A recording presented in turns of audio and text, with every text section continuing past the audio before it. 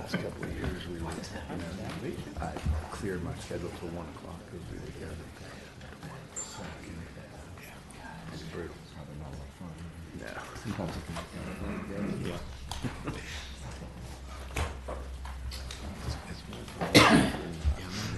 The discussion if you kind of sit back and watch people.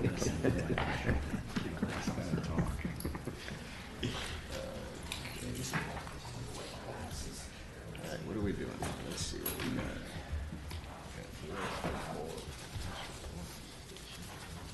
Thank you. You got 2 more minutes.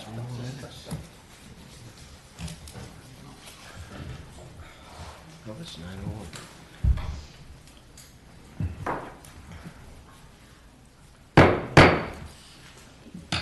It is 9:01, and that clock in the back of the room is wrong.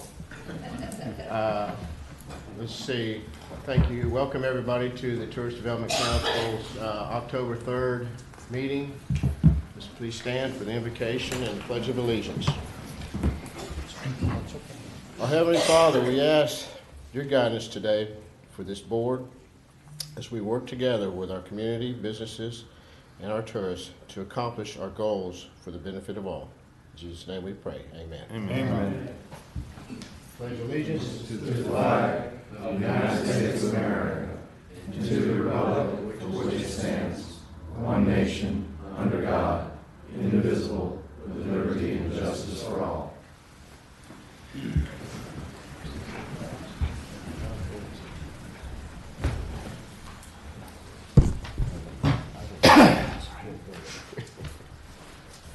Okay. If y'all would, please turn off your phones or silence them, please, for the meeting. We'll have a roll call. Pam Avery. Here. Gary Brillmeyer. Here. Ronnie Christensen.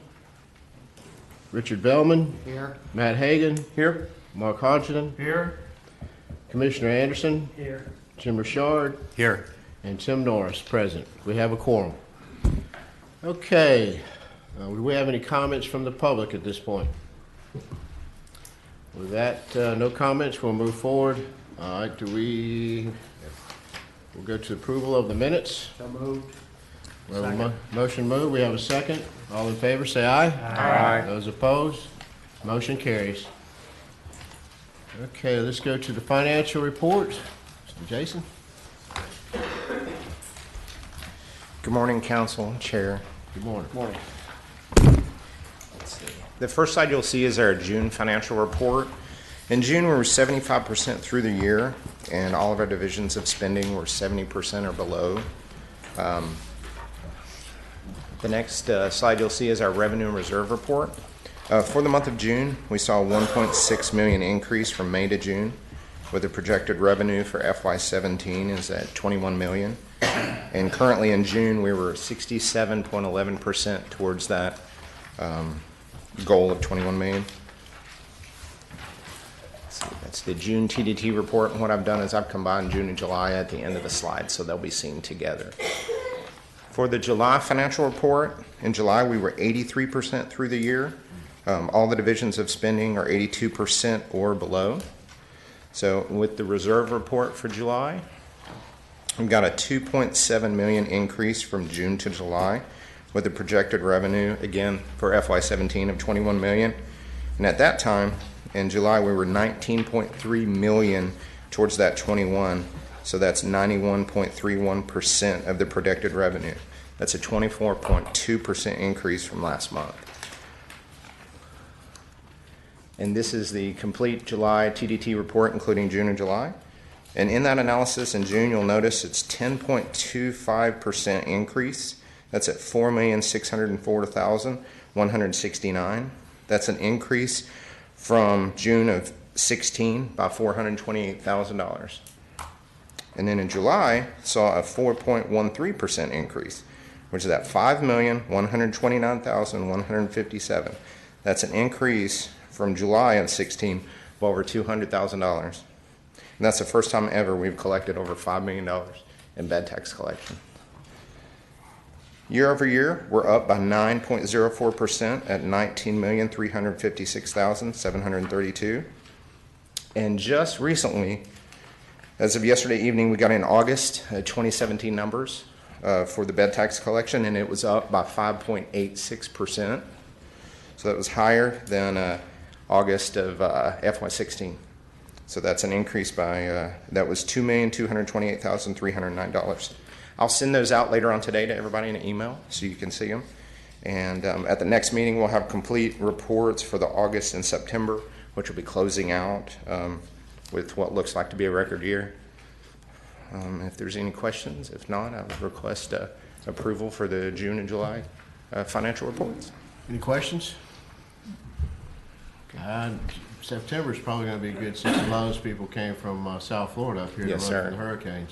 So Yes, sir. I we'll think have so a good too. year, real good year, unfortunately for them. But anyway, with no question, we've got a motion to approve.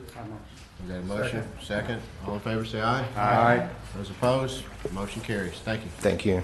Thanks, Jason. All right. Morning, Chairman, Morning, Mike. council members. I'm Brian Kellenberger, Director of Beach Operations. Appreciate your time this morning.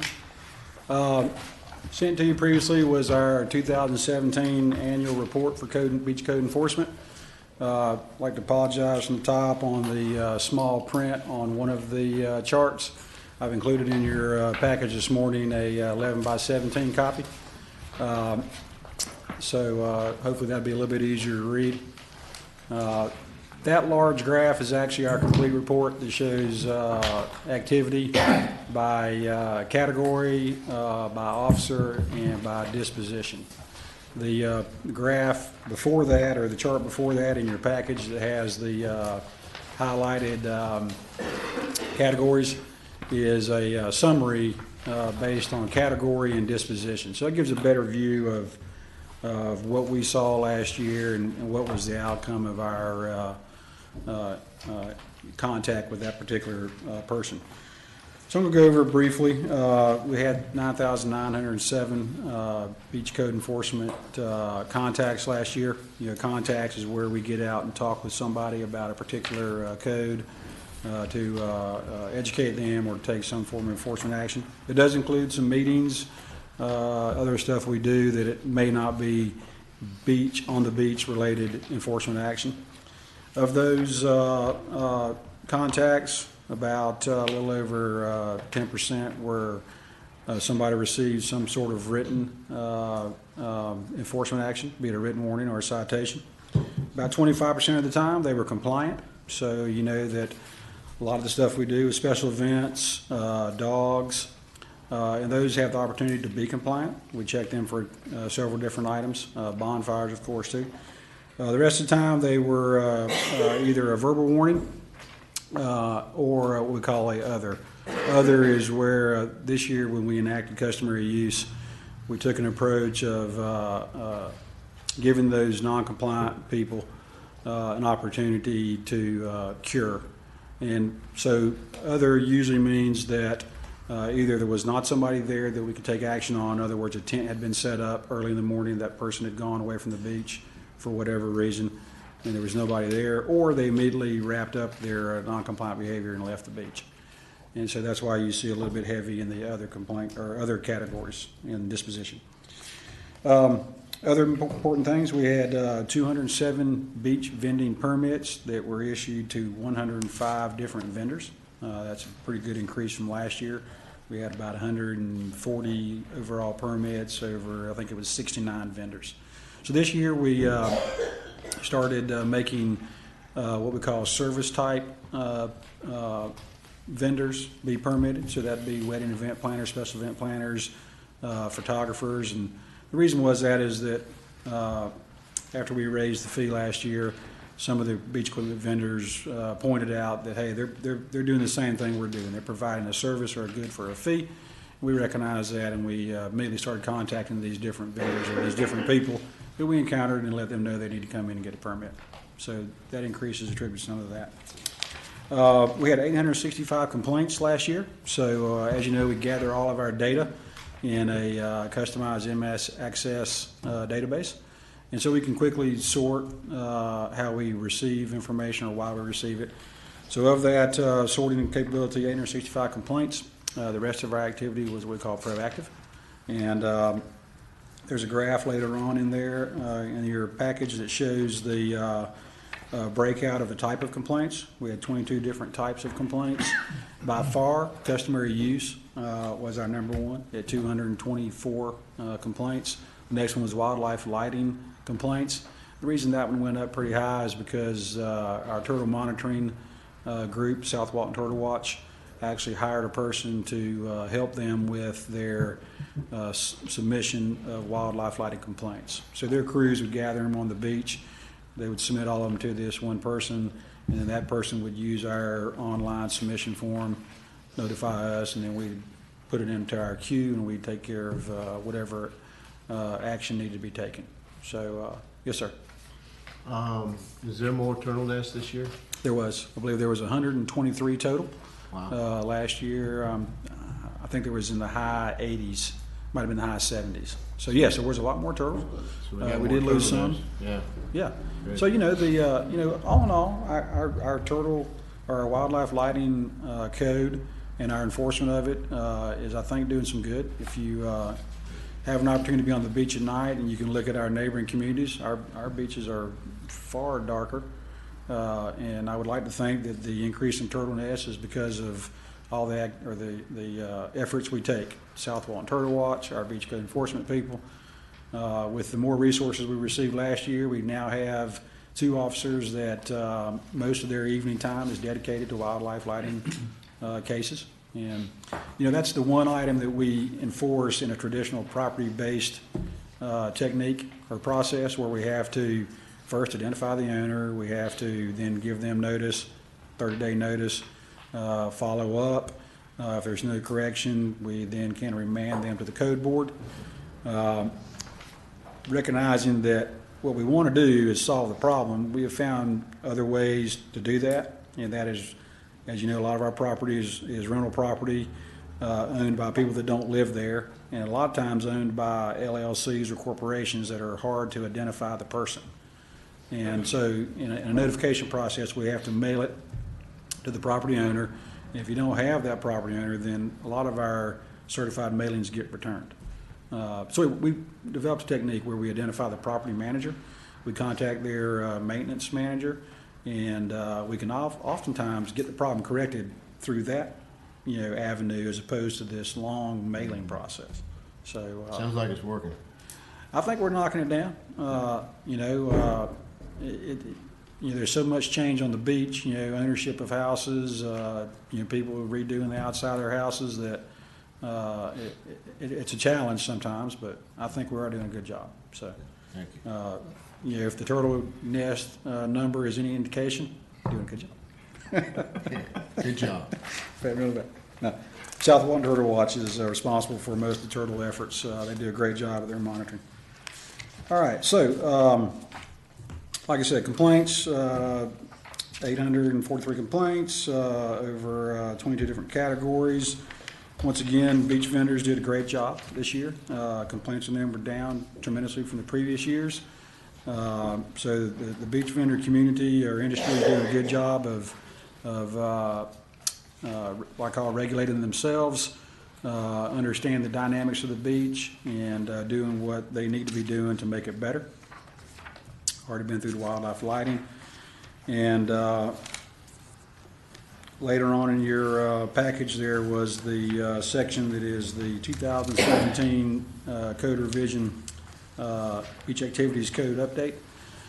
So what I did is, like we do every year, is we hold meetings with our different advisory committees, such as Destination Improvement and Beach Management Committee, and we also have a post-season vending meeting.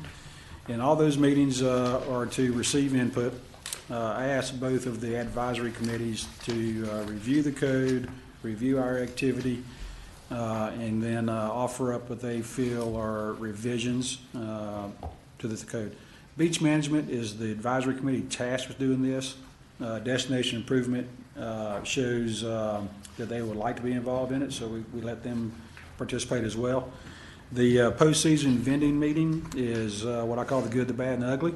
So we talk about what was good, what was bad, and what was really bad, and then we use all those those meetings to take in input, and then normally we would bring that input here and allow y'all the opportunity to discuss and then vote on the different items that brought forth.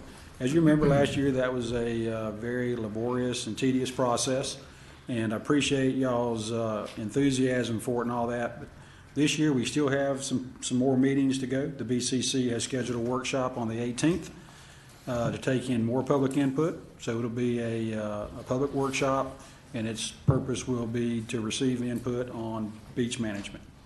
And so today, what I'd like to do is go over the items that have been brought forth. And if there's any items that y'all would like to pull out and discuss individually, we can do that. And then if there's other items that are not included in this list that you think need to be included, we can add to the list. And then all of it will go forth to the Board of County Commissioners, more than likely in the first November meeting. That'll be November 14th.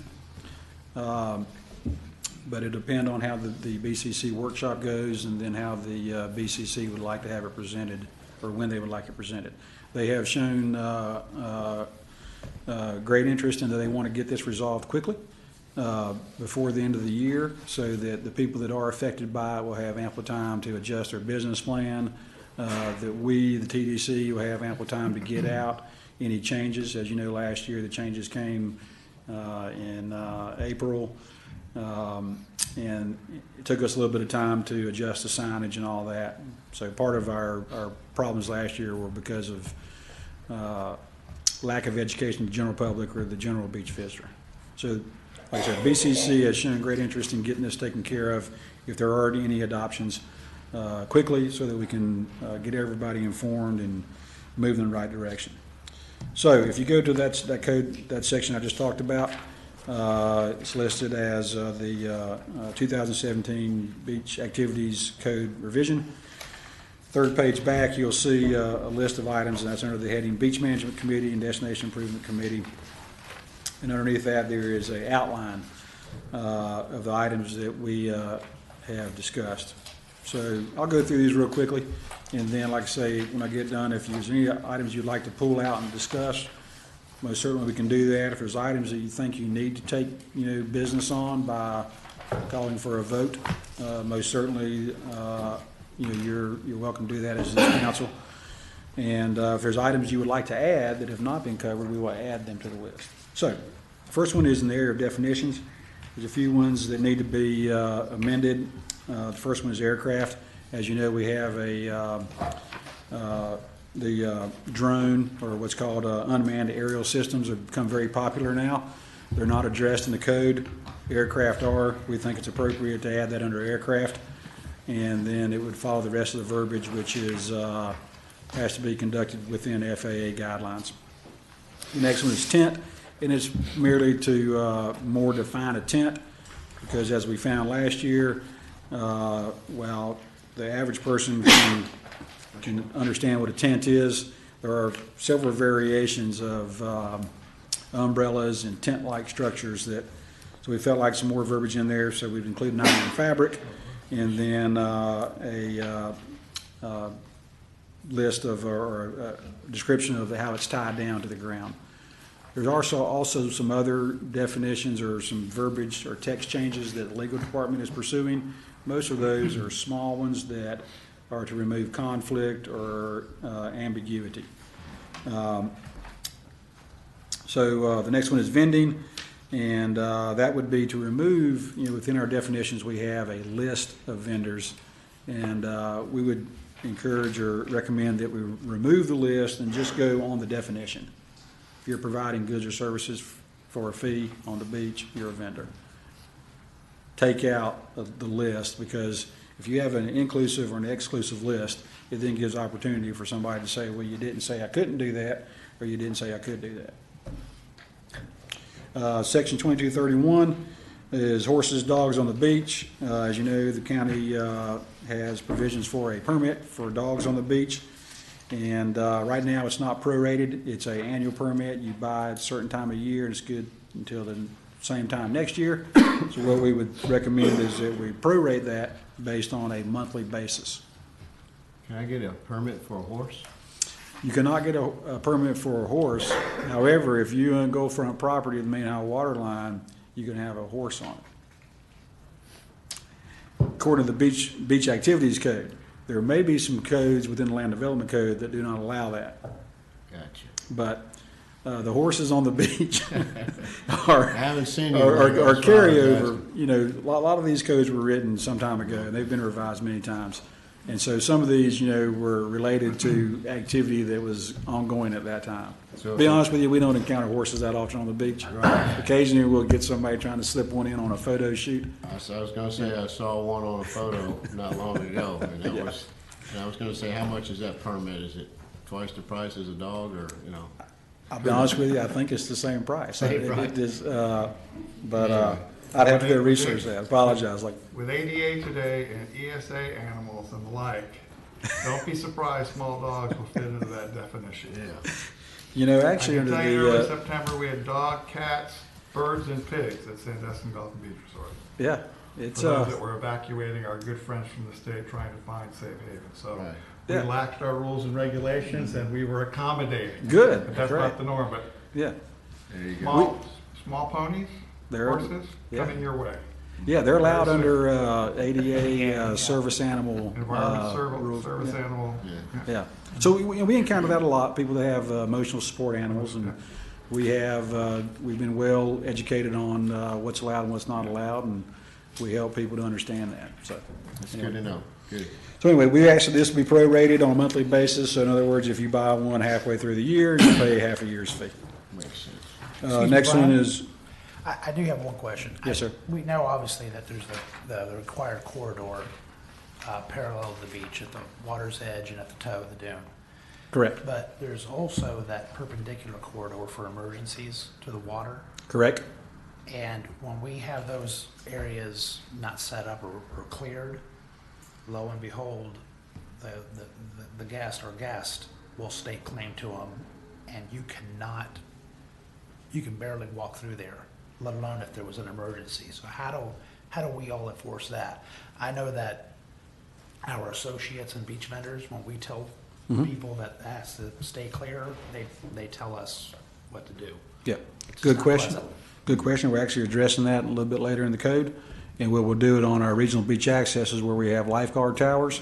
Currently, the code says a clear corridor from the lifeguard tower to the water's edge. We're going to increase that from the toe of the dune to the water's edge where the lifeguard tower is.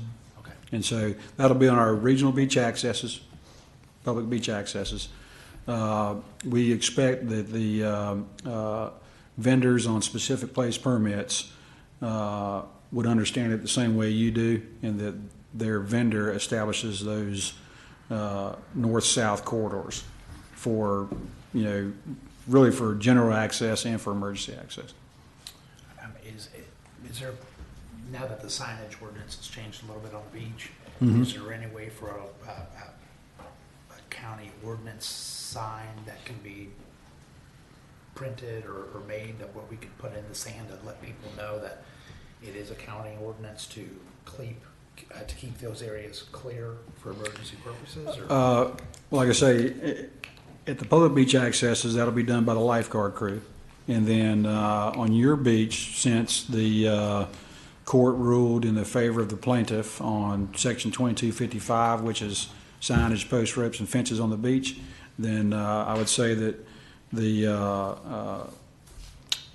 beachfront owners that are under the mean high water line have the opportunity now to place appropriate signage to, you know, create certain behaviors. Okay. Once again, you know, usually the resort communities, large condo associations do a fairly good job of that with their vendor. So I'd encourage you to do what's appropriate. And like I said, we don't have much issue with how large resort communities do it. So. Good? Yep. Okay. Moving forward, number 3, Section 2254, general use of the beach. Several items under that. First one is fires. Our South Walton Fire District offered up several items under this. So the first one is to add verbiage for grills to be allowed on the beach based on type and size.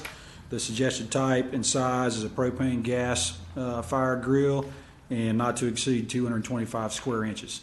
This is to recognize that right now Grills are regulated under the bonfire code, and there is no specific verbiage to allow grills. Previous discussions in previous meetings have revealed that people like to come down to the beach and grill, and we feel that by designating a type and size, we can keep that in check. So that's the suggested verbiage. The other one is to add an end time for removal of bonfires from the beach. Right now they have 24 hours. General practice is they have to have them removed by the beach by 8 a.m. the next morning. The reason for that is we didn't want people dumping hot embers out or possibly injuring themselves trying to remove a hot bonfire vessel. So they're required to use a South Walton Fire District approved vessel. So what this would do is set an end time. The suggested time is 1 a.m. and then the vendor would be responsible for figuring out what is the appropriate time to extinguish the fire so that the fire pit is no longer a dangerous item when it's being removed. We think this will help with the bonfire issues of being left on the beach in the morning. Didn't have a whole lot of that. We did have some of it. So anyway, that's suggested verbiage to add to that. Next one going down, 2254H, paragraphs 1 and 2, swimming. Currently, South Walton Fire District is responsible for the flag color, and so that would be water closure. There is no provision for South Walton Fire District to be included in beach closure. So beach is where nobody's allowed on the beach. Right now, Walton County Admin, Walton County Sheriff's Office, and Walton County Emergency Management are responsible, or the agencies that are allowed to do that. And so South Walton Fire District has requested that they be included in that group of people that determine beach closure. Brian, Yes, sir? is that something that each one of those individual departments that you just mentioned can make that decision by themselves, or is it a collaborative? It's a collaborative effort. So would South Walton Fire Department be part of that effort? Correct. So, just so I understand, they can't make that decision by themselves. They would have Right. to make that with the other agencies. The way the code reads now is that those three agencies listed before have a collaborative effort of determining beach closure.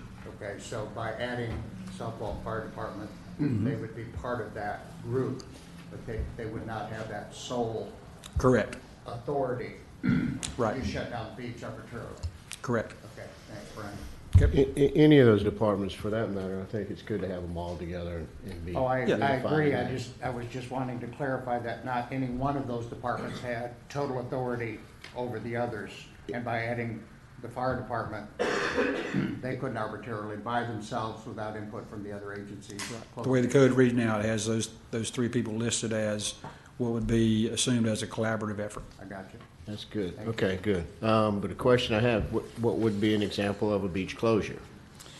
Usually in the event of a hurricane, or, I'm assuming other natural disasters. I don't know what other natural disasters would be cause for beach closure, but usually when we close the beach is when a hurricane is approaching. So beach closure is you're not allowed onto the beach. Gotcha. And those decisions aren't taken lightly. Jeff Goldberg with Emergency Management in conjunction with Admin and Sheriff's Office, and if this is approved now, South Walton Fire District, they all put their heads together and determine what's appropriate, recognizing all the factors involved. Okay. Yep. Thank you. Next item is 2254G, personal property on the beach. Prohibit storage of personal property at toe of the dune on public beach accesses. As you know, right now, the leave no trace rule or code is any items left on the beach at 1 hour after sunset and 1 hour after sunrise are deemed abandoned unless somebody's using them at the present time. And Walton County has the ability to remove them and dispose of them as they see fit. So beach is defined as toe of dune or line of permanent vegetation to the water's edge. So there has been interpretation that people are allowed to store stuff at the toe of the dune. What we've seen at our public beach accesses is a lot of stuff being stored, general public.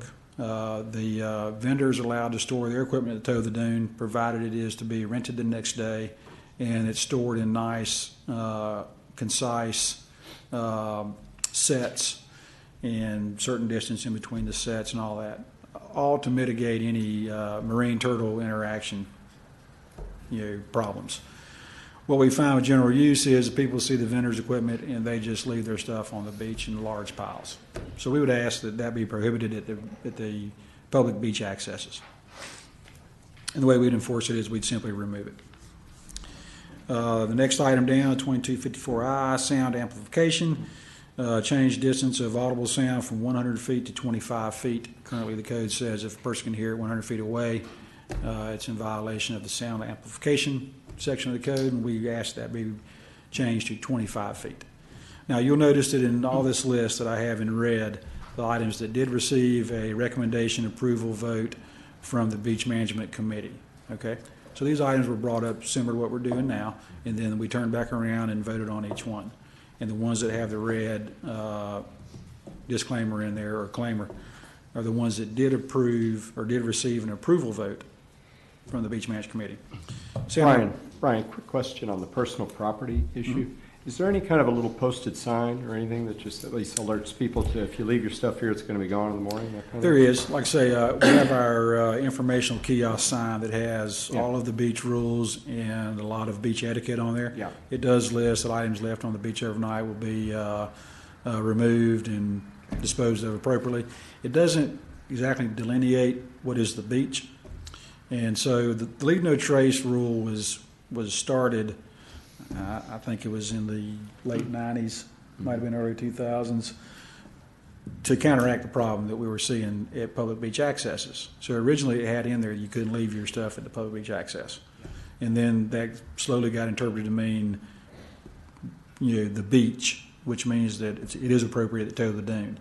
And over the years it has become, an increasing bigger problem. So, but yes, to answer your question, we do have signage there.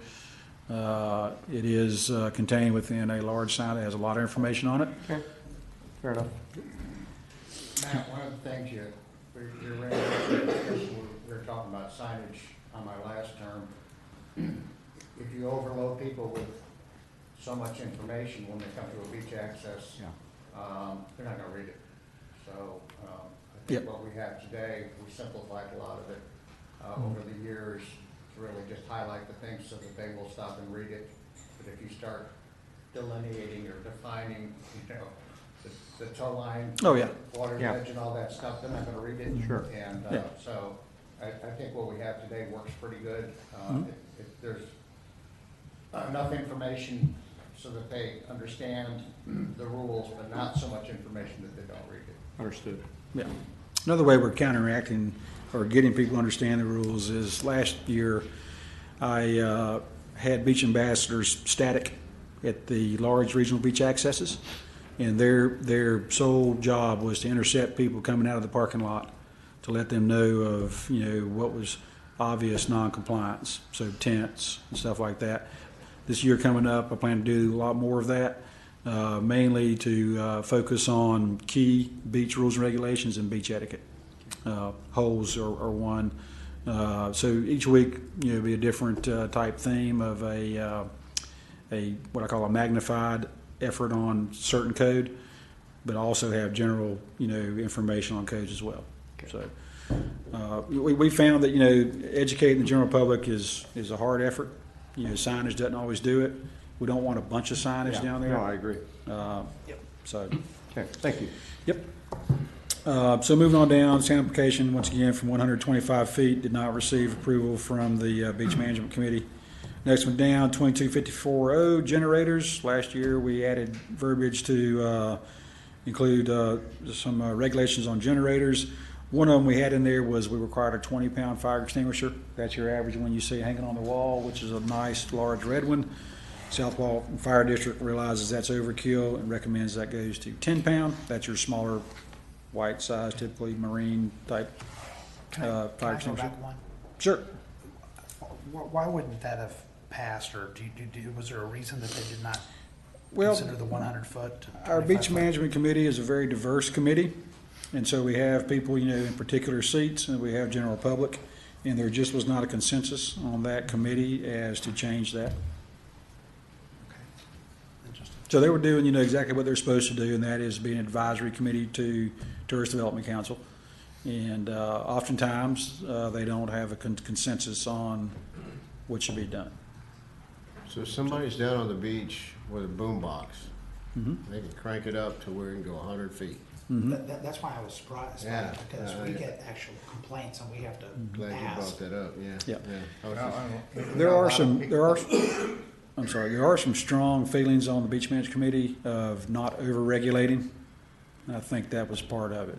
Because once again, they had gone through the same exercise that this group went through last year, where it was, a lot of discussion and then a vote on it. And like I say, some people just feel like that over-regulation is not the answer.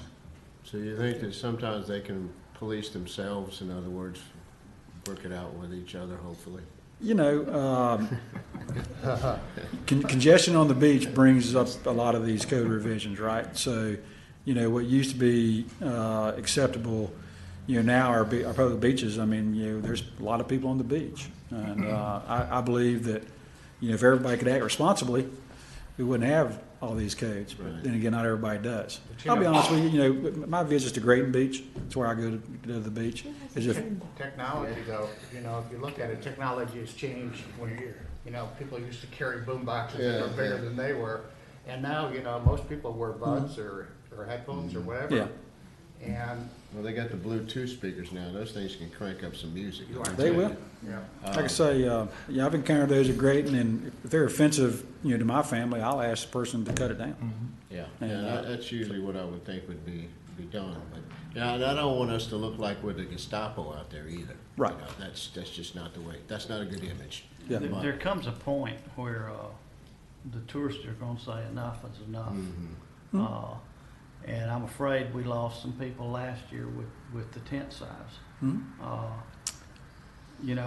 we have a 6x6 tent and the only place you can get it is Amazon, and they don't know that, they hadn't looked to see what tent size they bring, and they come down here with an 8x8 or a 10x10, and they're told to take it down, which they should have been. That's the way the ordinance read last year. Right. But, there's a fine line, and as a commissioner, and all of you as TDC bed tax collectors, this county survives on tourists. So I don't want people running wild and naked on the beach and doing all that crazy stuff, or having a music that you can hear 100 feet away. But we've got to be mindful of there's a limit. And, we don't have to lose 30% to affect the county's budget. We lose 10%, and that's going to be a big strain on the county's budget. Yeah. Not from the bed tax, but from the money they spend down here. Right. So I just say we don't have to regulate everything. Right, and I think that's the beach management, consideration on some of these items that did not receive a approval vote. It was the basic consensus of, let's don't over-regulate. Yeah, I would also comment, there's a differentiation in use between public beaches and private beaches. Just in speaking from a business standpoint, there are a number of groups that visit our county on an annual basis and have been having events on our beaches for 20 or 30 years. So I think we have to be prudent and environmentally responsible, but we need to give them some latitude to be able to come to a beach setting, a beach resort, and enjoy the beach. I agree. Without excessive restrictions. So we start talking about, globe lights, which are basically low illumination, mostly atmosphere, driven and creating the experience for the group, excessive restriction on noise, etc. We want to be conscientious because I've got associations and neighbors that expect me to and to self-regulate, but there needs to be some latitude to be able to enjoy the beach and conduct business at the Yeah, same you're time, correct. particularly on a private beach. Yeah, and that's why we have the special event permit process to allow things that aren't normally allowed by code. Some items you mentioned, are easily done on the beach through that special event permit process, which y'all do a good job of doing that. Lisa, you have something to say? It's hard to hear some of you, the microphones aren't turned up. Yep. Push your button, make sure your microphones are on. How about now? Thank you. Better? Better? Thank you. Thank you. All right. Okay, Brian? moving on. The last one we did was generators. That was changing the fire extinguisher requirement from 20 pound to 10 pound. So that's a verbiage text change on that. That did receive approval from the Beach Management Committee. Those are a lot easier to obtain at your local big box stores than the 20 pounders. Next item, 2254Q, tents. As Commissioner Anderson elaborated a minute ago, tents were a problem last year. Okay? Our adoption of the code revision last year, we were trying to react to the data we received and the input we received that tents were a problem. We failed to recognize that people like their tents. We also failed to recognize that by putting a size restriction on there, it really creates more of a problem. So moving forward this year, we would recommend a change to the code, and it could be a change to go to a larger size tent that is more readily available, which is a 8 by 8 or a 10 by 10. You can buy any of those at stores around here, or no size restriction, or just an outright prohibition. So any one of those is a suitable revision to what we have right now that will let the once again, we're all cognizant of the too many restrictions creates bad attitude towards our destination. Certainly don't want to do that. So once again, I don't know the answer to the tents. And What is it now, 6 by 6? I don't know the answer either, but I know what we had didn't work. My Right, it office did. was Is it now inundated with 6 by calls. 6? 6 by 6. 6 by 6 You is know- what we have now, so are we, Yeah. there's no recommendation, it looks like, from the, No, everybody struggled with this one in both committees. What do we do? Because you have some groups that like tents, you have some groups that don't like tents for various reasons. The tent is a placeholder on the beach for people. They come down, they tend to bring more stuff when they bring a tent. Tents do become airborne with greater damage when they do become airborne. They tend to be one of the items that we get off the beach at night. This past year, we probably threw away, or not throw away, but we removed from the beach and then recycled in various forms. I'd say on the average, probably 24 tents a week. Sometimes they'd already be damaged. Like I said, if they take flight, they're not good. They're no longer usable. And so they get pulled up to the toe of the dune and left. They tend to be disposable. On Thursdays and Friday evenings, we pick up a lot of them because people are leaving on Saturday, and they just simply don't want to carry them back. As much as I'd like to see them prohibited, I don't see how you can even enforce that. Just between Mark's property and ours, Mhm. it looks like a refugee camp. I mean, no offense, it looks like Tent Yeah. City. I I don't see a feasible way some of to the do some of it. the large resort communities already prohibit tents. I do know and that. so Yeah. once again, any code change takes a little bit of time to be accepted and followed. So, like I say, I've kind of learned through code revision recommendations that code need to be very choppy sentences. You can do this, or you cannot do that. And instead of trying to put different restrictions, as you know, last year it was restricted size on a public beach. People that own a mean-high water line, no restrictions on it. Customary use, no tents allowed at all. It's very hard for the general public to figure out where those lines are on the beach. And then it's equally harder for us as an enforcement group to try to explain that you're not allowed a tent here, but 10 feet over there, that person can have a tent. And then, because of the complications with trying to identify if a person is exercising customary use or if they're there invited or what, became very hard. So, it's a hard one, let me tell you. It is a very difficult subject. Well, and the other issue that you got to think about is, they keep beating down on this, year-round, especially in the climate that we live in, is that when the exposure is 10 or, or 9 or whatever, and it's extreme risk, to skin cancer, they tell you to get in the shade. And now, if we prohibit tents, we're basically saying, you get an umbrella and that's about it. Yeah. Yeah. So Well, that's you an know, issue, especially for little kids. We started out with umbrellas when I was lifeguarding a few years ago, not long ago. It was, that's all we had. So everybody, they just rented out the umbrellas and chairs, and that worked out fine. Or they brought their own umbrellas and chairs, which we sell a lot of those too.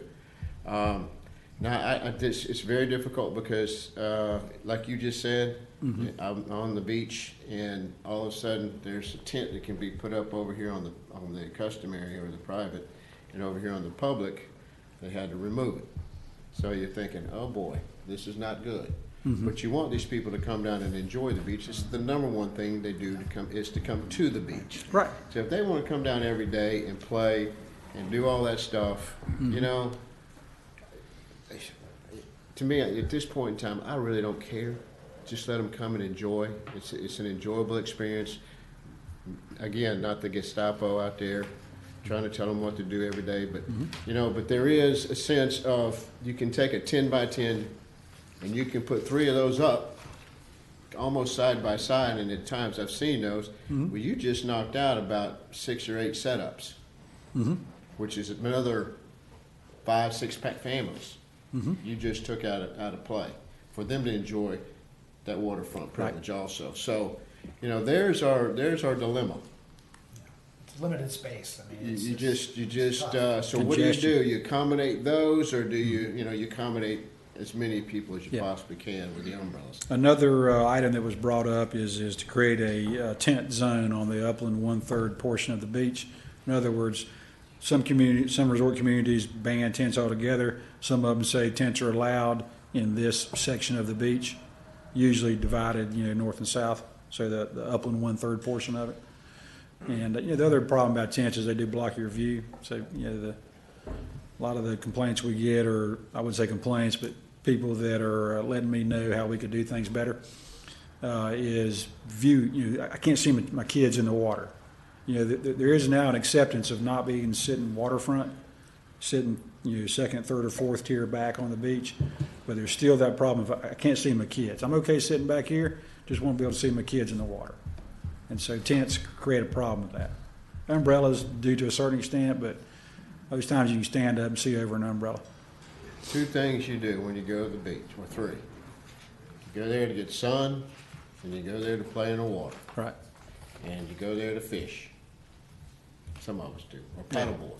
So we've added a few more. Yeah. Or kayak. I mean, we keep adding more and more activities, so we got to make sure there's room for them also.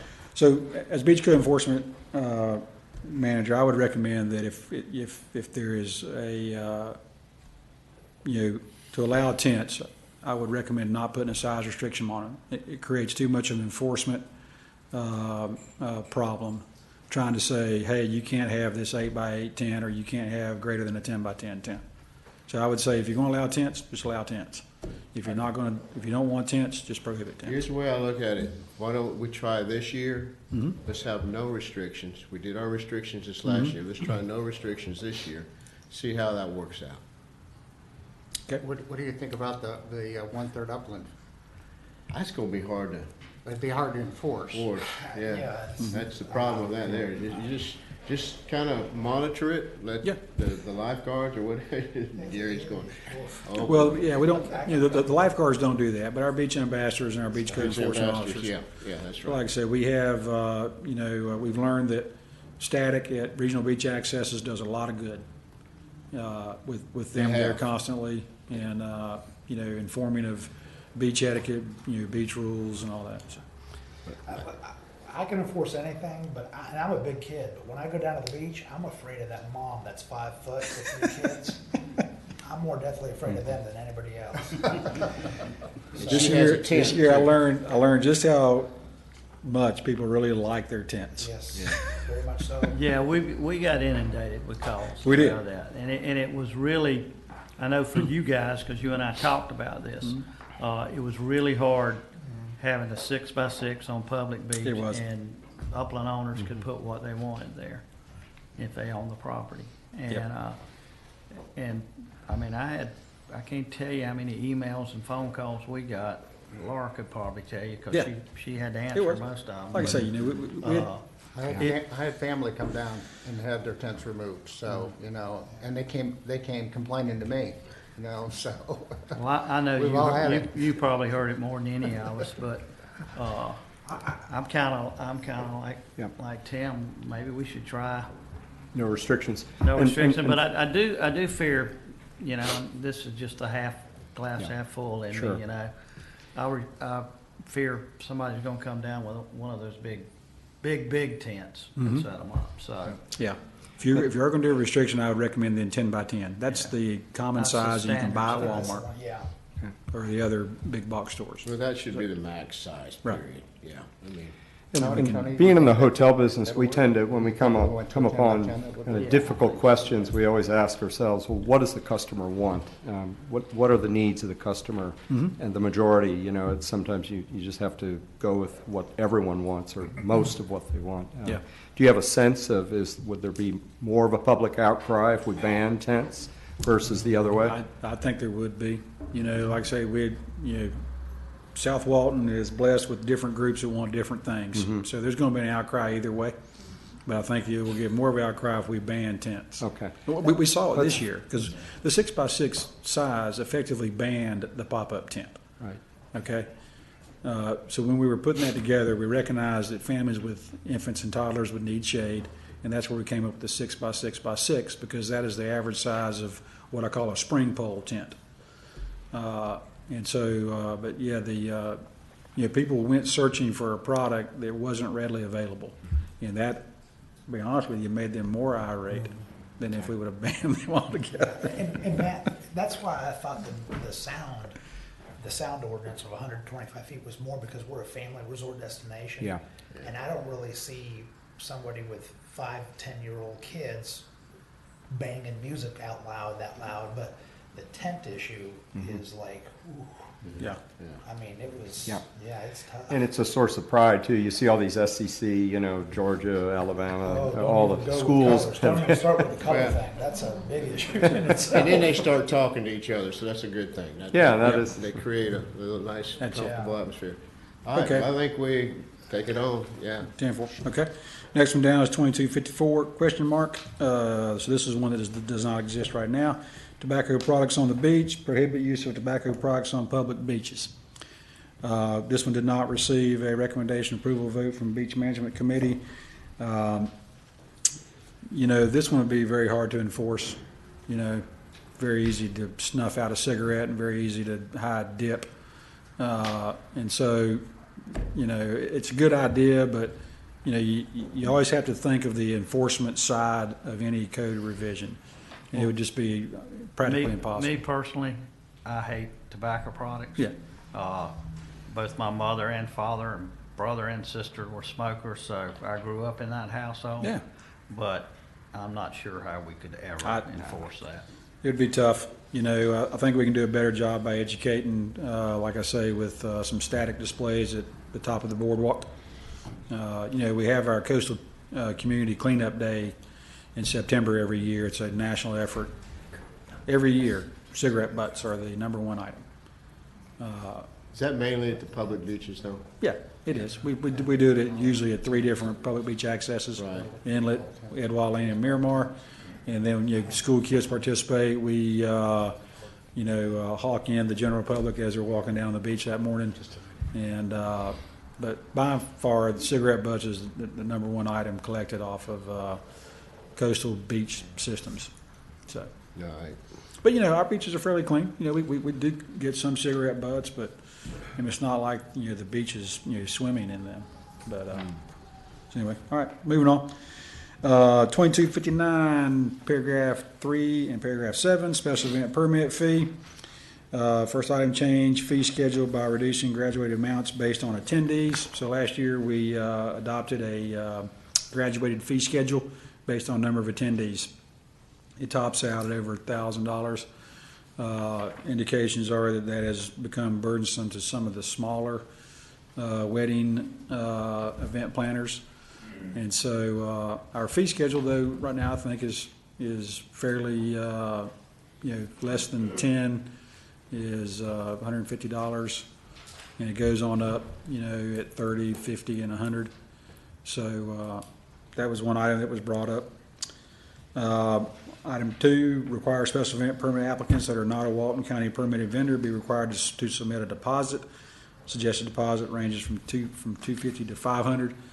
Last year, we recommended that if somebody is pulling a special event permit on Walton County beaches, that they be a Walton County permitted vendor. That was not adopted. In favor was that if you are pulling a special event permit and you are having a service provided for you, that service provider has to be listed on the permit. So all of these actions or these efforts were to make somebody be held accountable.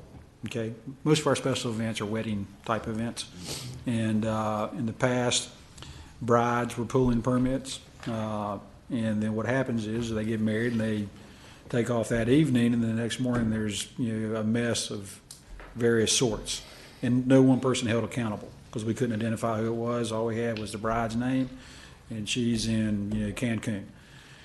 So this would be that if you're not a permitted vendor. So a permitted vendor, if they leave a mess, we have some recourse against them in the form of a fine and possible permit revocation.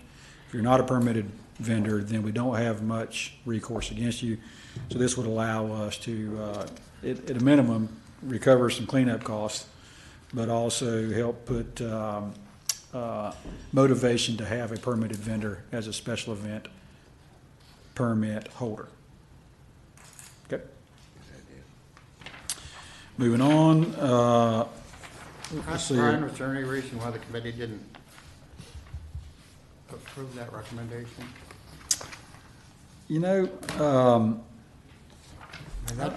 This one here seems fairly simple to me, in my small mind. I'd have to go back and look at my notes to be sure. Special event permits, while they are a fairly large component of what we do, the beach management committee didn't seem, I'm not going to say not interested in it, but there just was not much discussion about it. Okay. So I think they were more concerned with the other items, tents and noise and smoking and all that. Okay, moving on. 2260B1, delivery vendor equipment storage. Once again, we allow delivery vendors to store their equipment at the toe of the dune, provided they're to be rented the next day. So that's across the beaches. So that can be at public beach accesses or at private property. We recommend that they're not allowed to do that at public beach accesses. Once again, it's become a lot of equipment. We do understand the issues that the beach equipment vendor faces by having to remove their equipment each day. There has been some discussion about some sort of collective storage container at public beach accesses, and or building in some storage containment devices within our boardwalks. The collective box doesn't work because of how you stack equipment in it. If it was an open type device, we had one beach vendor present what they thought was a solution, which was an aluminum type rack that several vendors could put their equipment in. So there's a lot of discussion needs to be had on vendor equipment storage at the toe of the dune at public beach accesses. Right now, some of the beach accesses do have a lot of equipment stored at them because they're very popular beach accesses. As we develop more property that's not on the beach, those people have to have a place to go. The vendors, service those people, usually in the form of a weekly contract, and a lot of times in the case of an annual contract with a piece of rental property. And so they meet the definition of rented the next day. And some of the vendors have done a good job of only having the amount of equipment that they need, either through some sort of program where they know if their rentee is going to use that equipment that day or not. But right now, the public beach accesses are having a lot of equipment stored at them. So there needs to be some decision whether we continue with what we are, we develop some sort of storage containment device, be it boxes for each individual vendor, or some sort of collective storage device. Item J, 2260, paragraph B2, and 2260, paragraph C, permit required permit fee.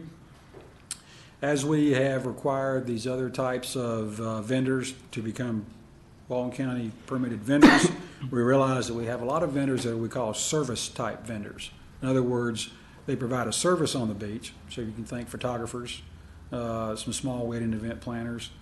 They don't necessarily put a good on the beach that's there all day. So we recognize that their fee ought to be less than the $750 beach equipment vendor fee. And so suggested range is from $50 to $250. Once again, it came to us as, as we up the fee for the beach vendor.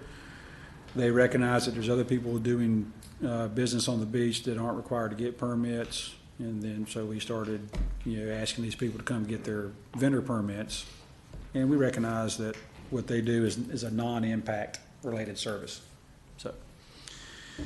So that we establish a service vendor type, and then establish the permit fee and a range of whatever the BCC thinks appropriate.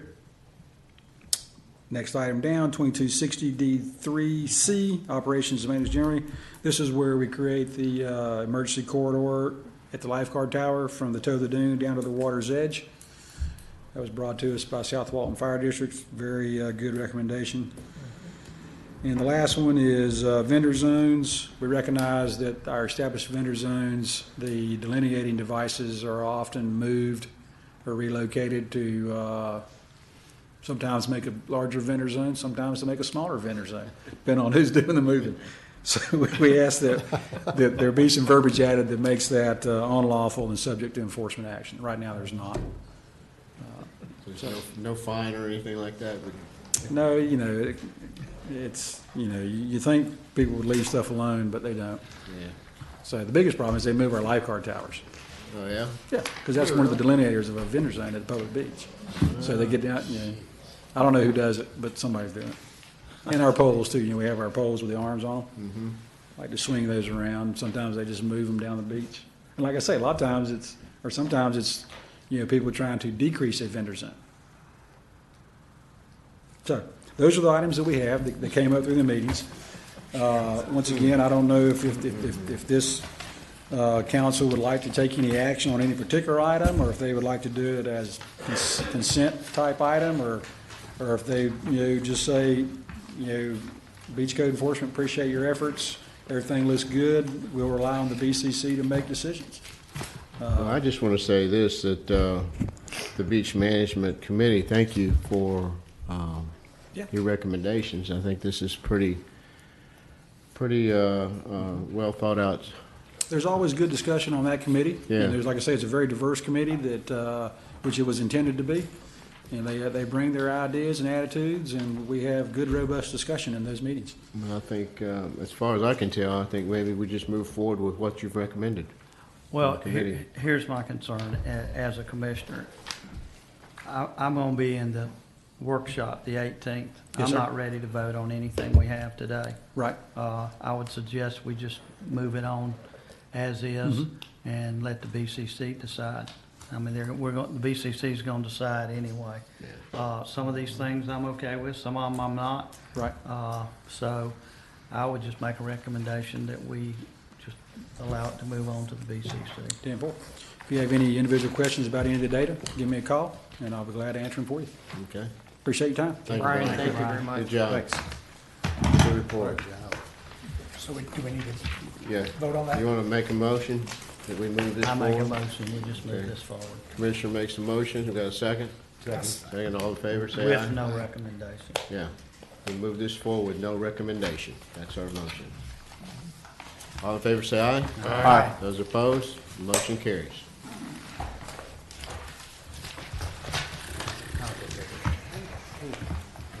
Okay. Good morning. Good morning. Good to see you back. Hey, we're glad to be back. Thanks for having us, Chair, Council members. For those of you who don't know me, my name is Joseph St. Germain. I'm the president of Down St. Germain Research, and it's our pleasure to be back in front of you again as your market research vendor. We're going to take a couple minutes today just to kind of let you know what's going on, what's planned for the year, and just give you a chance to ask any questions. We're currently finishing up data collection for the summer quarterly reports for the visitor tracking and ADR study. Those quarterly studies have been ongoing, so there's been no lapse in those quarterly reports over the last few years. So we'll have those results for you shortly. We're also completing a marketing ROI study in Chicago. We did a pre-test before that activation.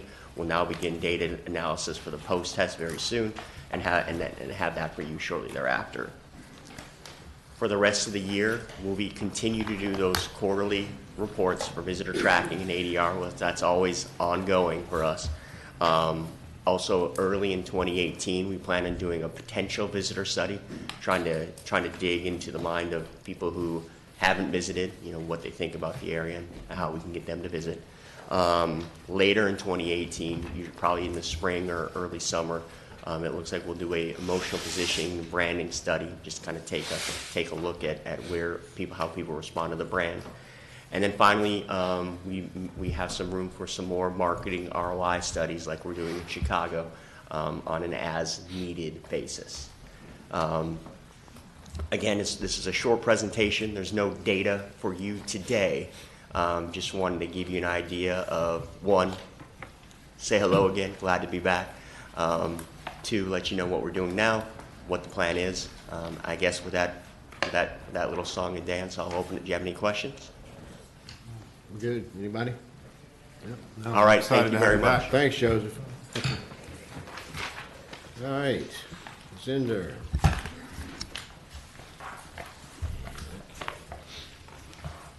Good morning. Good morning. Catherine Andrew with Zinder Communications. Just going to give you a quick update on August and September highlights from our media placements, some new creative we've developed, and then also content and social media. On the media front, we typically reserve a little bit of opportunistic dollars, is what we call them, throughout the year for regional opportunities that come up for some of our core and emerging markets. So we came across these opportunities and placed them all in September issues. St. Louis is a key market for us, and we placed in their fall travel issue. They have a circulation of over 44,000, and we were also able to get added value of banner ads and editorial within that magazine. Nashville Lifestyles is a top lifestyle publication in Nashville. Their circulation is about 33,000, and we were able to get a $2,000 cost savings on that placement. Memphis Magazine, that's a key emerging market for us, also got a $2,000 saving on that placement, and that was also in their September issue. Their circulation is about 20,000. On the added value front, total media value to date for the fiscal year, this is the August number. So after we get everything in for the end of the fiscal year, we'll know kind of a little bit more clearly what that full fiscal year looks like. But we had a total media value of $7 million and have only paid for $4.5 million of that. So continue to reach that high percentage of added value, making sure that we're getting more bang for our buck as we place with these great vendors of ours.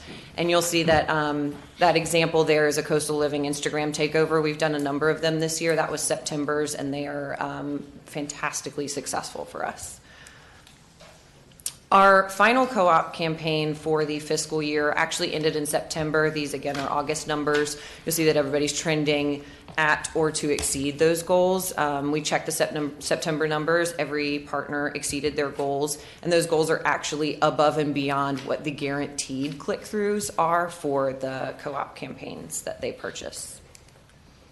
Our brand digital performance, we continue to perform above industry average click-through rates. Weather.com is a very popular media for us, especially on mobile. That's that best performing creative there. Adara is our best performing creative with Lose Yourself on the desktop side. That goes to a lot of luxury websites. And if you'll look at those impressions, you'll see that we're really heavily on mobile. We place a lot with vendors that optimize based on where we're getting the most impressions, where we're getting the most click through, and mobile is very, very heavy with our target audience. Our SEM recap, we continue to hit above our industry averages and click-through rate goals. For our Google AdWords, you'll see that we're even 2 percentage points on click-through rate ahead of last year. So continuing to optimize that and make sure that our Google AdWords are performing as best as possible. Our Endless Summer performance, these are August numbers, so you'll see that our impressions and our video views are very high. Our total video views here, this is just the August portion of it. We actually, at the end of August, hit over 11 million views. Our goal was 8.5, so with an entire month to go in the campaign, we were already exceeding those goals. For our activations, we did this year add additional media support. So this will show you our impressions and our click-through rates, again, meeting or exceeding the industry averages. We placed on Facebook. We also placed some Instagram advertising, and then we also had some geo-targeted advertising to the area where we were going to be. And we did hear when we got people coming into our activation that they had seen our ads. So that was great to hear as well. On the creative front, again, supporting our activations. We had an activation at the end of September in 900 shops in Chicago. The piece on the left that you'll see is our Plan Ahead, Fly South message. Obviously, we're trying to get these Chicago folks to start thinking about planning a trip here when it's going to get very cold there.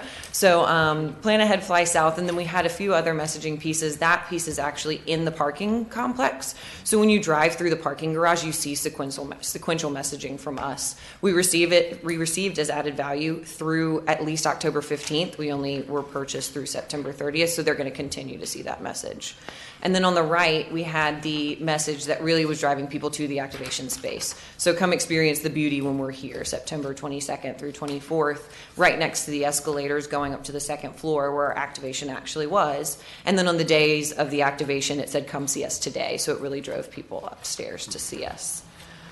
We also had a window display. So instead of having a retail vendor in this window on Walton Street next to 900 shops, it was our message. So we had our Stretch Out Your Summer. Actually on the left panel is the Plan Ahead, Fly South. And then on the right panel, we have all of our beach neighborhoods listed. Just a beautiful beach scene, reminding people that you can continue to come experience our beaches even when it's getting pretty cold in Chicago. And then this is at the end of that parking garage. When you're leaving, it's our final message that just tells you to stretch out your summer and go to visit southwalton.com to learn more. On the social media and content front, you'll see our year-over-year numbers. YouTube is skyrocketing. We have our reserve and emerging markets digital video placements going right now. So that is really increasing those numbers. And then every other platform is continuing to grow. Our page growth versus competitors on Facebook, we're trending right at where our competitors are. We had pulled back spending for page growth to focus on engagement a little bit.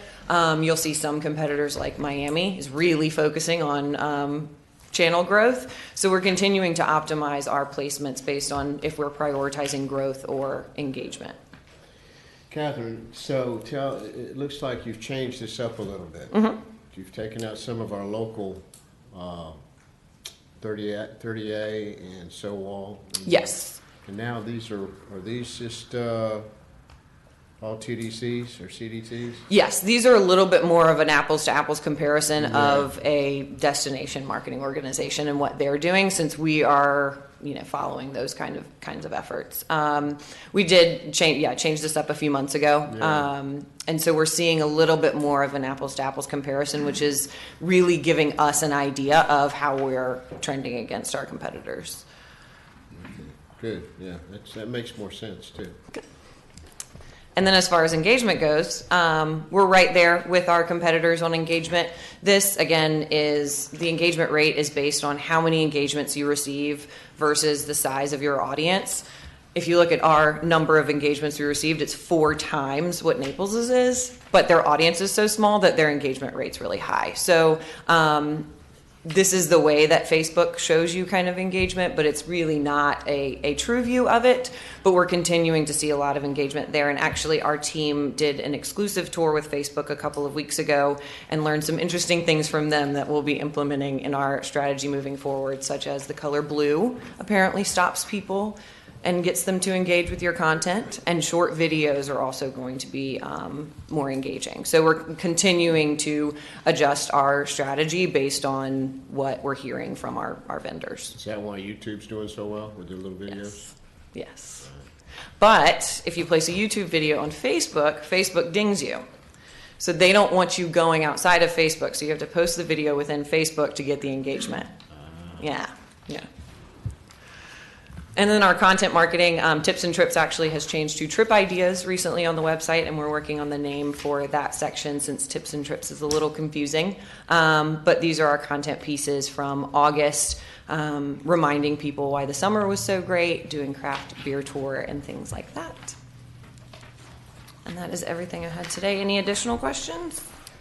I have one comment that came back up in the marketing committee meeting, and that was when we were rebranding the logos. There was a large push for our locator of where we were, that we weren't Destin, we weren't Panama City. Yes. And it seems that some of that messaging has been lost, or that push to identify South Walton as the locator. Is that do y'all discuss that? Is that in the plan anywhere? Yes, it is in the works. One of the things you saw the plan ahead, fly south messaging, you couldn't really tell in that photo, but the main image there is the locator of where we are. And then in the brand campaign after the marketing committee meeting that you guys had, we are working on the addition For of a the long locator time, we as were well. using the state with a star and showing where we are, and that was just something that came up in the last marketing meeting. Yes, and that's what we're working on for the focus. brand campaign, and then for social, we're using it as well. Again, you couldn't tell in that image of the plan ahead, fly south, but it actually is a dotted line directly from where Chicago would be on the map to where we are. So just really reiterating that location too.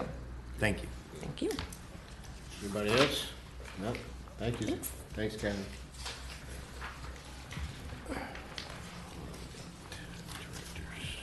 Good morning. Good morning. I just want to touch on a couple of things since we last met and provide a couple of updates on the last couple of months in the marketing department. At the time of our last meeting, we had just completed a photo shoot to support the 2018 brand campaign ads. So I'm able now to share those ads with you.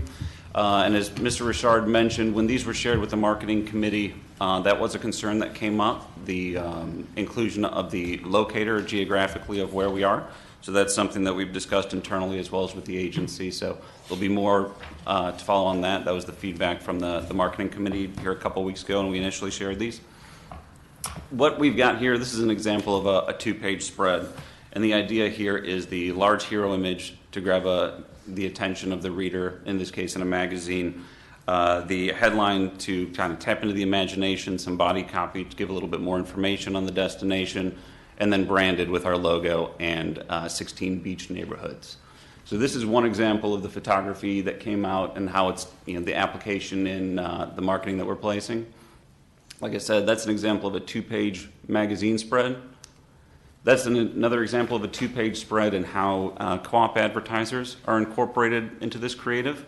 We tried to make sure that with the large hero image, we didn't want the co-op logos to overtake it, but still give them enough visibility to give some value back to those co-op advertisers that are working with us. And here's another example of a layout that also includes some co-op advertising, whereas this one is a full-page ad, which would be kind of the left portion of that creative. The right 1/3 would appear across from it to display the co-op partners. These are what we're placing in our media buy currently and will be for the next 12 months now that we're in our new fiscal year. So wanted to share them with you. And like we mentioned, we've shared them with the marketing committee, got some feedback, and so we will kind of continue to work with these to get them, now that we've heard some feedback from some different folks, right where they need to be. But we're excited about them, and we've started placing them already in our upcoming media buys. All right. On the activation front, it's been mentioned a little bit. We were in Houston and in Chicago. We were in Houston just a couple weeks before the hurricane there. We were in Chicago just last week. Both of those were at shopping malls where we had our experience booth. We had members of our marketing team as well as our sales team on site to interact with folks, answer questions, distribute information on the destination. As Catherine displayed, we also had some paid marketing or some paid advertising in the market to support the activation and just to make sure we're kind of hitting it all fronts. Upcoming, we've got an activation in New Orleans the first weekend in November at their Boudin Bourbon and Beer Festival. This is an activation that we did last year as well with a lot of success, so we're going back to it again. It'll be similar to these two previous that we did, where we'll have the activation booth, our team on staff, interacting with folks and educating people on the destination. This one's a little bit different that it's a food festival. We'll have 6 local chefs from here in South Walton join us to provide food samples and tastings to promote us as a culinary destination. Our marketing team and sales team will be on staff as well to promote us as a leisure and sales and our marketing meeting, destination as well. After the New Orleans activation, that is all that we have on the activation calendar booked at this point, so we're looking at new opportunities here in fiscal year 18. So we'll have more on that for you once some decisions are made on that front. And that's what I've got for you in a marketing update. I'm happy to answer any questions before I turn it back over to Dawn. Anybody questions? No? Thanks, Mike. Thanks very much. See you, Mike. Thank you.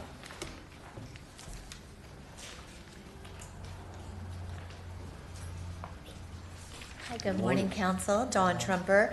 Wanted to give you an update on our recent activities for group sales. We recently attended Connect Marketplace in the New Orleans area. It's an annual education conference. We attended actually 2 tracks, a corporate track and an association track. So we sent 2 people down. We had a total of 61 appointments, and that resulted in bringing back 4 leads, and then 2 more we expect to get in the month of November. So we were pleased with that percentage. We also hosted a partner lunch and learn. This was back in August. It was a great opportunity for us to get some feedback from our partners as to how we can better serve their needs. We did some great brainstorming, took away some good feedback from them as to how we can proceed, and I think we also shared some good content with them. So in my world, it was a very successful event. We just recently helped with the Houston activation that you've heard a little bit more about, and we attended small market meetings last week. This is a trade show. It's a one-on-one appointment type trade show that for planners who are have a proclivity to meet in smaller cities and smaller destinations. That was successful, and we're wrapping up those information now, and we hope to have some lead information for you very soon from that standpoint. And we also participated in the Chicago 900 Shops activation that you've heard about as well. Upcoming, we will be attending Connect Florida that first week of November. That's a focus on Florida associations and also one-on-one appointments. And we'll also be attending and supporting Boudin Bourbon and Beer by inviting meeting planners and also offering our partners that same opportunity to invite planners. A few other things that we are working on, just so that you know, we are looking at Helms Briscoe and being a destination partner with them. It's a program that will help us in lead search. Helms Briscoe is 1,100 strong salespeople who generate leads for group business nationwide. So we are looking to be a destination partner with them. We're researching opportunities with Destinations International. There's a database that we can tap into that will also help our lead growth and give us the opportunity to be a little more proactive in our opportunities to grow group business. Q1 2018, we're already looking at lunch and learns. We're going to go in market and solicit planners to grow our group business in our target markets of Atlanta, Birmingham, Nashville. We're talking about ideas and looking at venues now and starting to then incorporate our partners into those as well. After that, we'll go into, if those are successful, we'll go into other destinations as a whole. And then I'm continuing to coordinate with my colleagues from a social media standpoint, public relations, as it specifically relates to the group segment in the group market.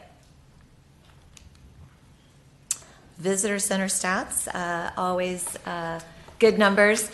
July, we welcomed 1,976 visitors into the center. That was a 34% increase from 2016. In August, 1,548 visitors, which was a 68% increase year over year. And then in September, we did close for 2 days during Hurricane Irma. 1,101 visitors, still an increase year over year of 1.3%, but that's why it was a little bit down. So total for the year, we've welcomed 16,853 total visitors. Our branded merchandise sales continues to be successful. In July, we sold $4,661 worth of revenue, a 38% increase year over year. In August, over $7,000 in merchandise sales, which is a record, as far back as I could find.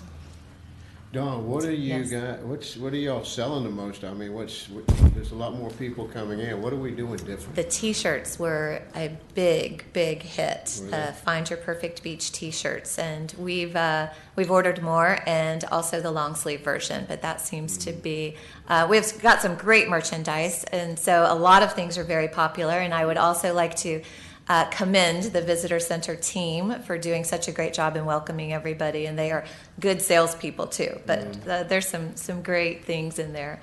A 317% increase, by the way, year over year. September, as I mentioned, our inventory was so extensive and purchased in August that we are replenishing. September saw a slight decrease, and I do believe that was part of weather related as well. For those 2 days that we closed, $2,500 and a 3% decrease year over year, but a total of $41,000 in merchandise sales for this year. Any questions that I can answer? Okay, thanks very much. Dawn. Thanks. Thank you.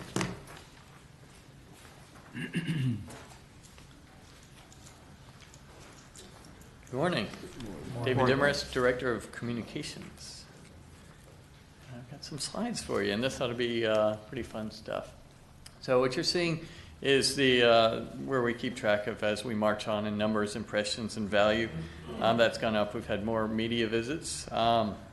Sometimes with PR, it's behind the scenes, and you can't see the hands in it as well. But I think in this month, you'll definitely see working very hard for you, getting good results.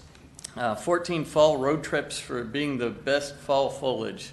I bet we've never been in that list before, but we made a convincing pitch, and I think a lot of people should come to the beach and see our pretty yellow flowers. And that was Travel and Leisure agreed with us on that. You can see we're also pushing Christmas. We had 2 towns in Southern Living's best small towns for Christmas. We also got some syndicated love note in the Daily Meal. And ahead of Irene, actually, we were in an article, Where to Stay During Hurricane Season. And we did see a little bit of uptick in traffic when people were heading our way for that. Continuing to push local happenings like the Underwater Museum of Art. Pensacola picked that up, so that's nice. That'll get into the diving community over there. We did 4 press trips during this period. And they all went very well, despite one being right before the hurricane and one being right after. So we really lucked out there. Went up to Chicago ahead of the activation to meet with journalists there and just give them a heads up about the activation and also to establish that relationship on a media basis and get them more comfortable with us and more aware of what's going on down here. So we will continue going forward. We are pushing culinary, what's new, fall and holiday travel, of course. And we should have some updates soon on the Underwater Museum of Art, which we have strong interest in a lot of outlets for. As for the community project updates, Christine was heading up the Artist of the Year program We got about 16 nominations from that. It went to the Events and Activities Committee. They scored, the top 5 scores were brought in for interview. The winner of that and for the niche awards as well will be announced at the annual meeting. Likewise, Kelly is leading up the Van Ness Butler Awards. We extended the deadline to that. It just ended, so we should be sending you the nominees within about 7 days. And that is my presentation today. Just some short and good news. If you have any questions for me. Any questions? Thanks, David. You get to see a little bit of how it was clipped out in the articles as they appeared. Looks good.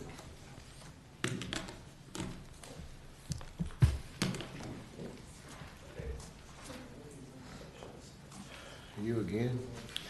Chairman, council members, Brian Kellenberger again. Appreciate your time. Before we get started, this is our updates, of course, for August and September, and a little bit of year-over-year end-of-year information. Before we get started, I'd like to recognize a few people. Josh Irvin is our beach maintenance manager. He's got makes everything happen as far as getting garbage off the beach, keeping our amenities in good shape, and our capital improvement projects. He project manages most of those. Other person is Jeff McVeigh, our code enforcement manager. So he's our beach cop. And, he keeps harmony on the beach. Moving on. All right. August daily garbage collection. As you can see, we averaged about 200 bags a day. Had a few spikes in the first of the month. Year over year, August, we were down slightly. September, same thing, a little less than 200 bags a day or a week. And that missing gap is when we had Hurricane Irma blow through here. We had to take some time to get all of our stuff on the beach, off the beach, and then put it back on the beach. So our efforts are when an emergency is declared, we pull all of the garbage bag collection stations and all the signage off the beach, and then we turn around and put it all back on again. So our crews come in and do all that. We actually can get everything off in a day, and it takes about a day and a half to get everything back on. So quite an effort.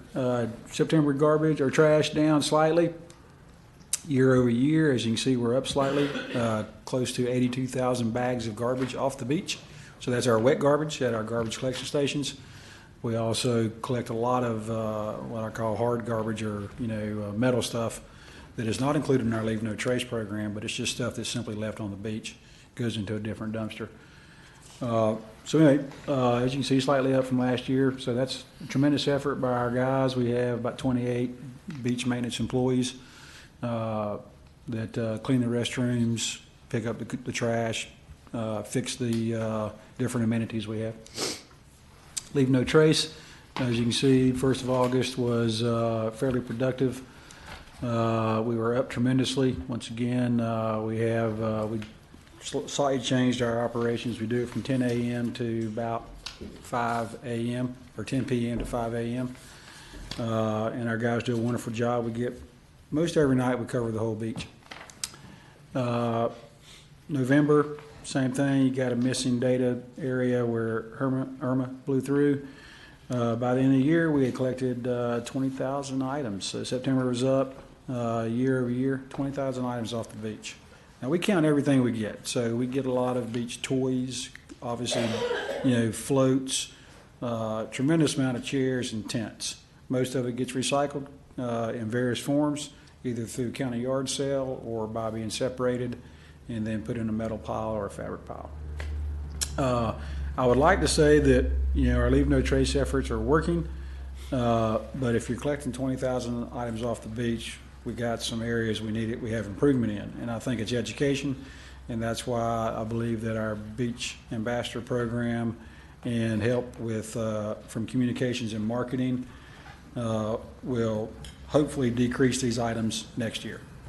So once again, big effort, much needed. Beach code enforcement, August contacts for 2016, 2017. As you can see, a big jump. Once again, it's because we have more officers on the beach. Same thing with September, tripled due to more officers on the beach. This is some select categories, so glass.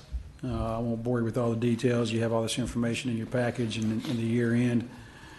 Like I say, glass, dogs, leave no trace, vendor leave no trace are all big items that we deal with.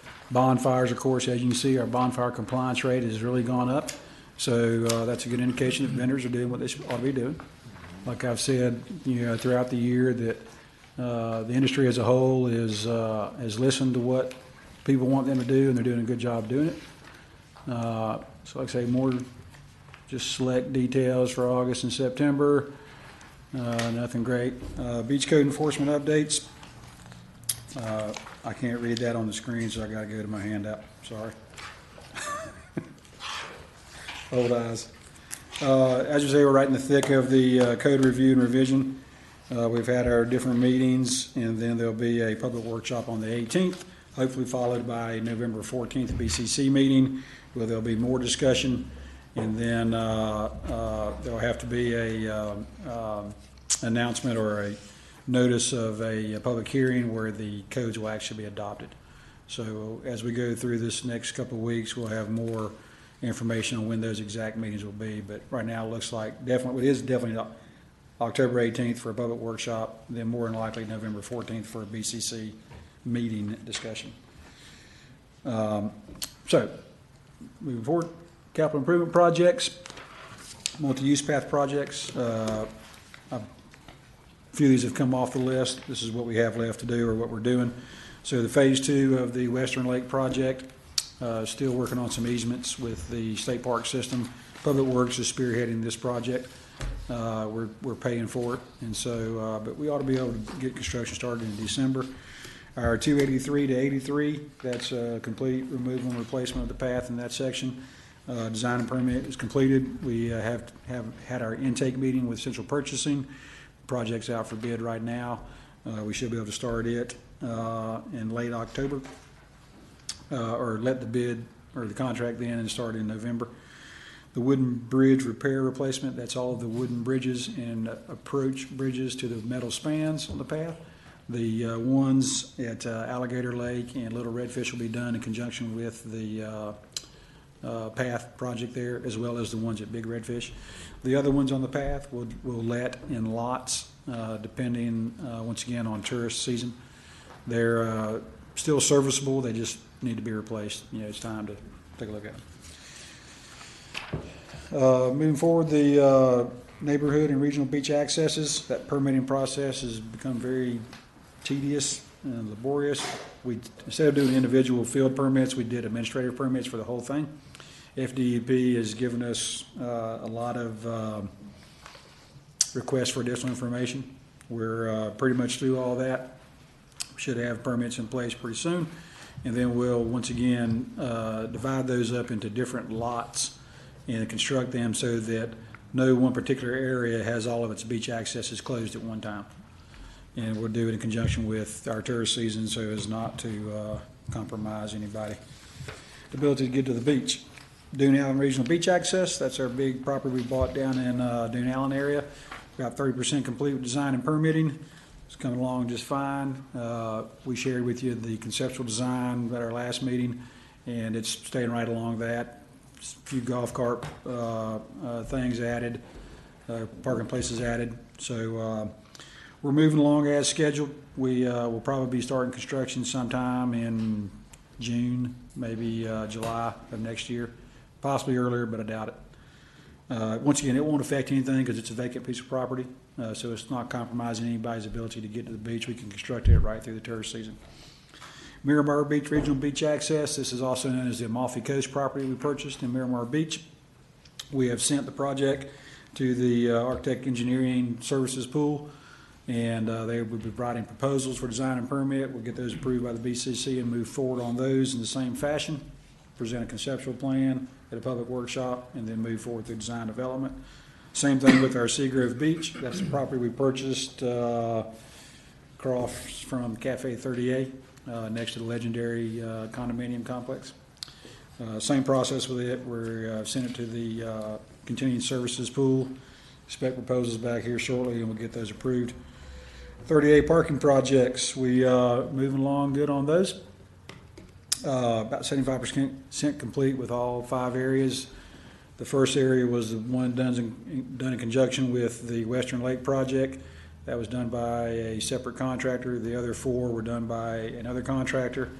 They've completed the Eastern Lake one, Blue Mountain Beach. A few punch list items we've got to take care of there. They're working at Gulf Place, and then they'll move down to Fort Panic. Brian, the one you were talking about that would in Grayton, those look fabulous. They do. Did a great job on those. We've gotten a lot of compliments on it. As you know, there was some blowback to start with. Oh, yeah. But the design and the construction is just, it really looks good. Yeah. Appreciate it. And on that note too, are the rest of them are going to look similar to that, right? They do. Very uniform and just because they're very nice. uniform, Very right of way, nice. parallel parking, small islands, intermittent in the parking spaces, brick pavers. The ones at Eastern Lake were put in with gravel. It was decided that's the way it'd be done. We've experienced a little bit of issues with the gravel, so we're probably going to come back and put in some brick pavers in those at a later date, just to make them uniform. But all of them are the ones that are completed are being well used. When we get that bike path on the north side of the road there at Graven Beach, it'll make all that really look good and alleviate some problems on that south side of the road. So, as you know, we've also in the past, we have maintained the multi-use path side of the road. This past year, Public Works piggybacked on our RFP, and we're using the same contractor to do the other side of the road. So I don't know if you've noticed it, but on our 30A corridor, Scenic Gulf Drive, and our north-south feeder roads, now both sides of the road is being cut and maintained on a periodic basis, which means garbage collection, and then cutting, mowing, edging, and all that. So all those corridors are looking a lot better. And as we go with this new path reconstruction, we're adding beautification projects, devices to keep people from parking where they shouldn't be parking, and all that. So everything's really starting to come together. Over the next couple of years, you'll see even more of it, and so we're really improving the destination. Good. All righty, our renovation to our facility over on Highway 83, County Road 83. Unfortunately, our project only had one bidder, and it came in over budget. BCC asked us to take a look at maybe reducing it and then putting it back out for rebid. So a little bit stalled on that. We're making do with what we got. Hopefully, next go around, we'll get more people participating in the bid process, and we'll get some numbers that work. So, because we desperately need the space, but like I say, we're making do with what we have right now. So that's it. Any questions, comments? I have one comment, if I may. It relates back to the code enforcement, to the changes to your code enforcement, and my comment is strictly that to maybe not over-regulate the beaches, but adopt or maybe amend the leave no trace to add on respect public space along with the leave no trace, and do an education piece that goes with it about smoking and all of the things that good idea that there's a lot of controversy about. I think we could definitely make some change with some educational efforts, be it a static display, people at the station, more communication through our social medias. Like I say, we've got 2 great communication marketing people, and actually have been working on a few projects together here that have helped out a lot. So I think coming up that we all understand that the TDC could do a better job with communicating these beach codes, and especially the changes to the beach codes. Even with the umbrellas or the tents and the placement of them, or glass or smoking, if there was a larger education piece, people will normally do what they're asked to do. That's right. Unless there are no signs, then you can do whatever you want, right? That's right. That's right. Appreciate your time. Thanks, Brian. Yep. Good job. Brian. Thank you. Thanks, Jeff and Josh, too. Appreciate it. Morning, Mr. Chairman, council members. I just first, before, it's not an item up there on your screen, but I just want to take a moment to thank my entire team. The season's over, and we all in the business here, and seasons can be grueling. They're demanding on all of us our time, and so I want to thank my team, in particular Brian's crew over at Beach Operations, the code enforcement officers, the beach ambassadors, the beach maintenance folks who are out there cleaning the bathrooms and picking up the trash. It's a demanding job, and you're doing that in the heat of the summer. So I just wanted to say thanks to them. Also, the visitor center folks who are interacting with our guests as well. And the whole team. I mean, you've heard this morning, we got a lot of things going at TDC, and so the team's been busy. So I just want to thank the whole team for all the work they do on behalf of the organization and our community. Let's see, South Walton. Thank you. I appreciate that. South Walton parking, wanted to give you a quick update. You may recall I've been up here before talking about parking. We received a unsolicited bid from Structured Parking Solutions last spring, and that has gone through the process. The BCC accepted that, and in response put out an RFQ, and that RFQ generated 2 proposals, one from Structured Parking Solutions and the other from Premium Parking out of New Orleans. The Board of County Commissioners selected Structured Parking Solutions at the August 22nd meeting. So at this point, Structured Parking Solutions is in the process of meeting with industry stakeholders, the staff, various staff, planning, Public Works, TDC, and getting information from these different departments. And so next step is to have a public meeting, which we'll probably be holding in the next few weeks. And then they'll come back and present a plan to the Board of County Commissioners. So that will probably happen in beginning of November. And this team has been pretty good. From the meetings that they've had with us so far, they are quickly becoming aware of the situation that we have with parking and transportation, and they are working on addressing those needs. So I'll be happy to bring back forward a plan once we have something from them to share with you. But just kind of wanted to give you an update on where we are with that. We are moving along. Everything obviously takes a little bit of time, but I think we're in a good spot so far. Visit Florida, wanted to give you a quick update on that. The last meeting, I came before you and we had some concerns on Visit Florida and some of the new legislation pertaining to what was required on TDCs. In particular, there were 2 things I think that we kind of had concerns on at the last meeting. One was board salaries. And I spoke directly with the author of the legislation and the chair of the committee that the legislation came out of. And so I had some answers to those questions. And so one, as far as board salaries goes, that is only if you are paid by the organization that you are serving on the board for. So in all your cases, y'all all volunteer board members.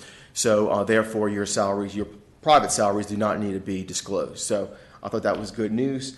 And the other was as far as what was required on behalf of the TDC submitting information to the legislature. If you recall, we had to submit information to the House, the Senate, and Visit Florida for what we do in a given year. And so we had some concerns of what that would look like, what would be required, and in a nutshell, they want everything. So pretty simple. I got with Melissa in finance, and she can generate a report that has all the information that they're looking for in about 10 minutes. So, we had some concerns of what was that going to look like, extra work on admin side, putting together those reports. So pretty basic stuff from what Melissa tells me. So anyway, I brought this back to the Board of County Commissioners at their, right here. What date was that? On the 9/12 BCC meeting. And the board voted for the TDC to rejoin Visit Florida. So I just wanted to kind of give you an update on that. And I have shared that with all of y'all via email when the BCC made that decision, but just wanted to do that in this forum as well. Are there any questions with Visit Florida or South Walton parking before I move on to the North Walton TDC? No? Okay, great. So North Walton TDC, wanted to give you a quick update on that. I've been working on that. I've met with the mayors of Paxton, Defuniak, and Freeport, and they are all very supportive of a North Walton TDC or TDT collection.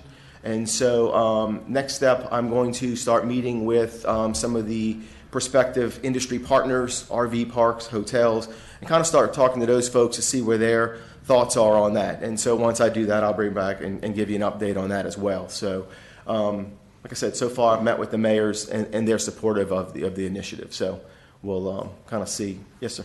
Just for clarification, the county can't have more than one TDC. One TDC. So what it'd be is it'd be one TDC, and you could have multiple agencies underneath that TDC. So like right now we have Visit South Walton, and let's just say for sake of us kind of a conversation about this, we could have a Discover North Walton organization. So over in Bay County, they have a similar situation. They have the TDC, and underneath then they have Visit Panama City Beach. They have the Panama City DMO, and then they also have the one for Mexico Beach. So they have 3 under their TDC. So this could be a similar situation if we decide to move forward with a North Walton entity, whatever the name is. So like I said, I'll be bringing back some more information as I get it. Just wanted to give you a quick update on where I was with that.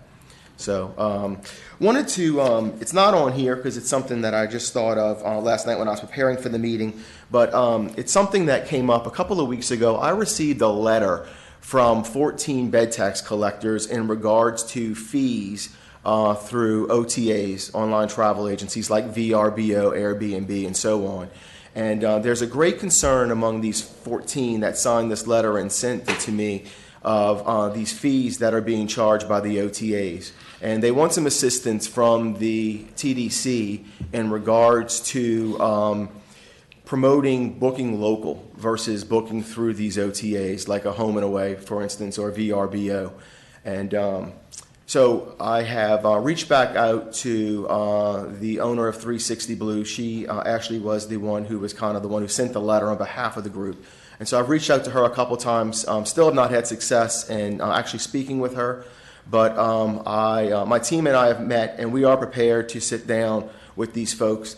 And actually, I called Richard after I received the letter and kind of mentioned it to him. And so I do want to reach out to other vacation rental firms as well, just to kind of get their thoughts on this beyond just the 14 that initially sent me the letter. So I'm going to be working on that, reaching out and getting some thoughts of our other bed tax collectors and how they feel and how it affects them, and then see how we can work together to address these concerns that were brought up. So I'll be reaching out to Matt and your team over at Howard Hospitality, and then Gary, I'd like to sit down and talk to you, and then Mark, of course, talk to you about Sandestin's involvement and how y'all each interact with these OTAs and how we can maybe address some of the concerns that were brought up. So, yes, sir. Okay, is everybody aware of what VRBO has done in the last 12 months? Mm-hmm. Okay. They've done is reduce the membership fee to the subscribers and then charge a 12% reservation fee to the guests. And it's killing us. It isn't killing us, it's killing the guests, because the guest is paying us, but what they've done is they've eliminated. We used to go on VRBO, which is owned by HomeAway. Mm-hmm. When you used to go on the site about a year ago, on the right-hand column, you would see all the availabilities, for instance, in Gulf Trace or in Grayton Beach or in Seaside or whatever, that are on the VRBO program. I'm going to have the contact information. If this was a private owner, his phone number was there. If it was one of my properties, it would say Rivardo South Walton. What they did is they removed all that information, so you can't get in contact with whoever owns that particular piece of property or manages that particular piece of property until you make a reservation and pay them their 12%. Then that information becomes available, and if you go around them and try to book through that agency or that individual, you still pay that 12%. They won't give that back to you if you cancel. And 12% is a big cut. So we've had a tremendous amount of complaints. So what we're trying to do, I think, just to quantify or qualify what Jay's bringing up, is figure out a way with the TDC and the rental agencies in South Walton County to book locally. In other words, if they book through me and don't go through VRBO, or they go book straight through Seaside or Sandestin or the Hilton or whatever, that 12% doesn't even come up. Mm-hmm. Well, you take a $10,000 house, it's real easy to figure out how much VRBO and Home Away is, I mean, they are raking it in. Plus, they still pay, they still charge a subscription fee for every ad that's in there.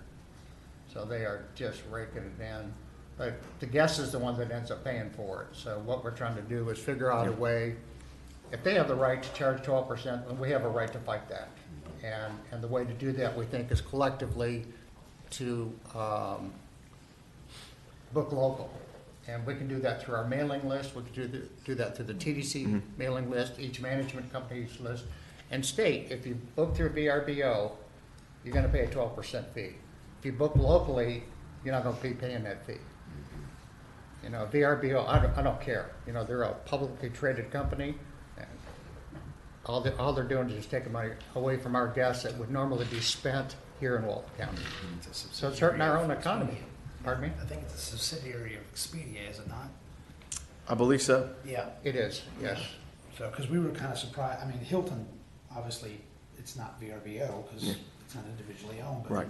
But they have a certain right to post rooms, because we were finding hotel rooms occasionally on a VRBO site, and we were like, what the French is that? Yeah. And that's how we had come to find out that was going on, and that's Expedia's right. Certain along, but Hilton has been very, very big corporate of booking direct, you know, Hilton Direct and all that stuff, and discounts and things of that nature. I don't know how that would affect local property owners. Yeah. I mean, you've got the strength of a national. Well, now the national chains, I mean, when you go and look at their sites, most of the time they're cheaper than the OTAs. Yeah, very much so. And they offer that with the memberships, whether it's honors members or whatever. So. What percentage do we have of our bed taxpayers that are on the VRBO? Do we know? I don't know. I think the smaller the company, the more you're going to see them using VRBO, because it gives, you know, like the person that has a single family home and they want to rent it out. Right. So they don't have the dollars to do the marketing that the larger companies do. So it gives them great exposure. And so I think the smaller the company, the higher the percentage goes. The bigger the company, the lower the percentage goes that use VRBO. So it's significant. Yeah. Different. Well, we need to. Yeah. So I just want to let y'all know that was going on, and we'll be having some conversations with them and see how we can assist and work together as an industry to address that need. Yeah, could that hurt some of the business? I mean, if some of I think it absolutely could. I mean, like Richard said, I mean, if you're renting a $10,000 house and you're paying an extra 12% on top of that. I mean, some people may not stay here; they'll go somewhere else because they don't have to pay that fee. That looks right. Yeah. And my feeling is if they're paying it to get here, and we'll just use that $10,000 house, that's $1,200 of monies that would probably be spent in South Walton as part of their vacation. And now that's going somewhere else. It's going somewhere else. And so it's going to a publicly traded company rather than to our local economy. And so that's an equal concern as well as gouging the customer. Definitely think we need to do something. Yeah. So we'll work on it, and I'll give you an update at the next meeting on where we are at that point. So thanks for letting me qualify that. Yeah, absolutely. Just a couple of housekeeping notes. We talked about the annual meeting during the course of this meeting. That's in 3.5 weeks on October 27th, so just make sure that we've sent out some reminders, but if it's not on your radar, just make sure you get that on your calendar. And then we want to approach the meetings a little bit different moving forward. Just since I've been here, I've noticed that we have a little bit of challenge getting materials together for the meetings.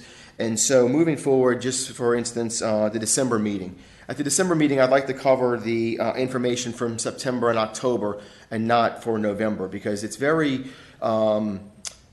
troublesome for staff to try to get all these stats together within, I mean, sometimes these meetings fall literally days within the month ending.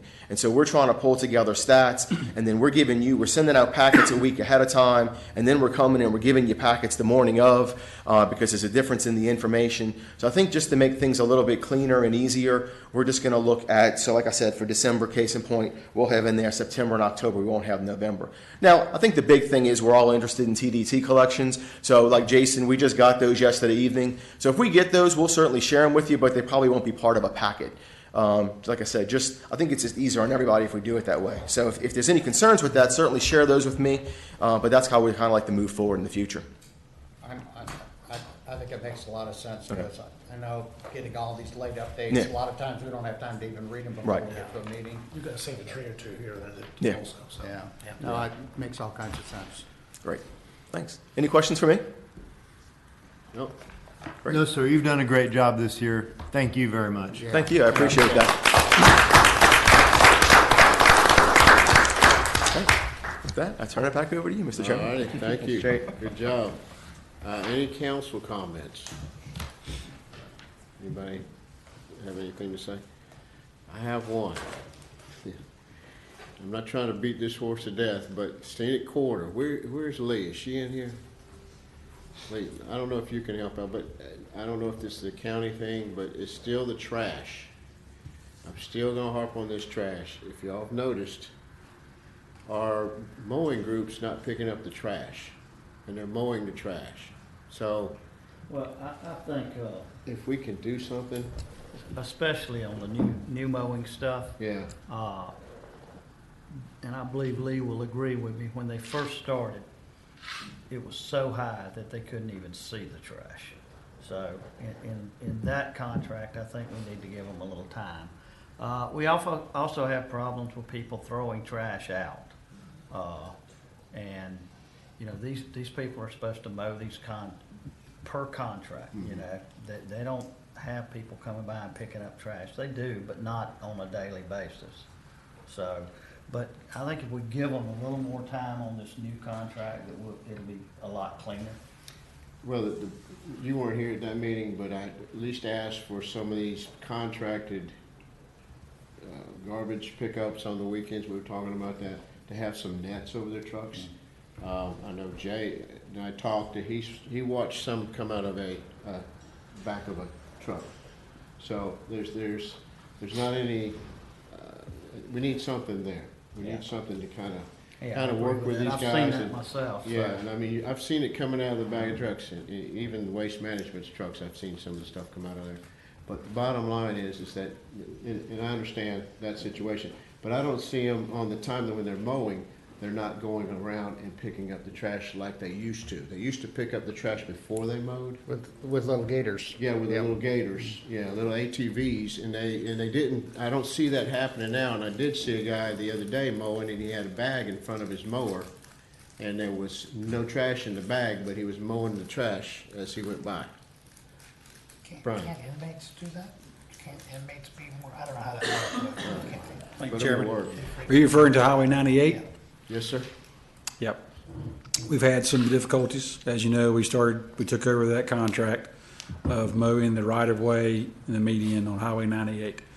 And so where it had been done by a professional group that mows right-of-ways exclusively, it's now being done by a landscape contractor. We've had some difficulties. Josh is working with them on a weekly basis to help them clean up their efforts. And like Commissioner Henry said, if you'll give us a little bit of time, we'll get it corrected. Yeah, I've noticed some different tractors out there mowing now too, so that's a good thing. But back to the nets, I still say that somehow or another, we gotta make sure we net these trucks that are carrying these big old trailers, and they've got garbage piled to the top of them, and it just flies out the back of them. And it's starting to affect, you know, we spend a lot of money to keep our beaches clean, the job that you guys are doing to our beaches, and then all of a sudden, to get to those beaches, you gotta go buy all this trash. Yep. And I understand we've got a new contractor, so maybe that's some word that can be passed on. They can use the ATVs, pick up the trash, and then mow the grass.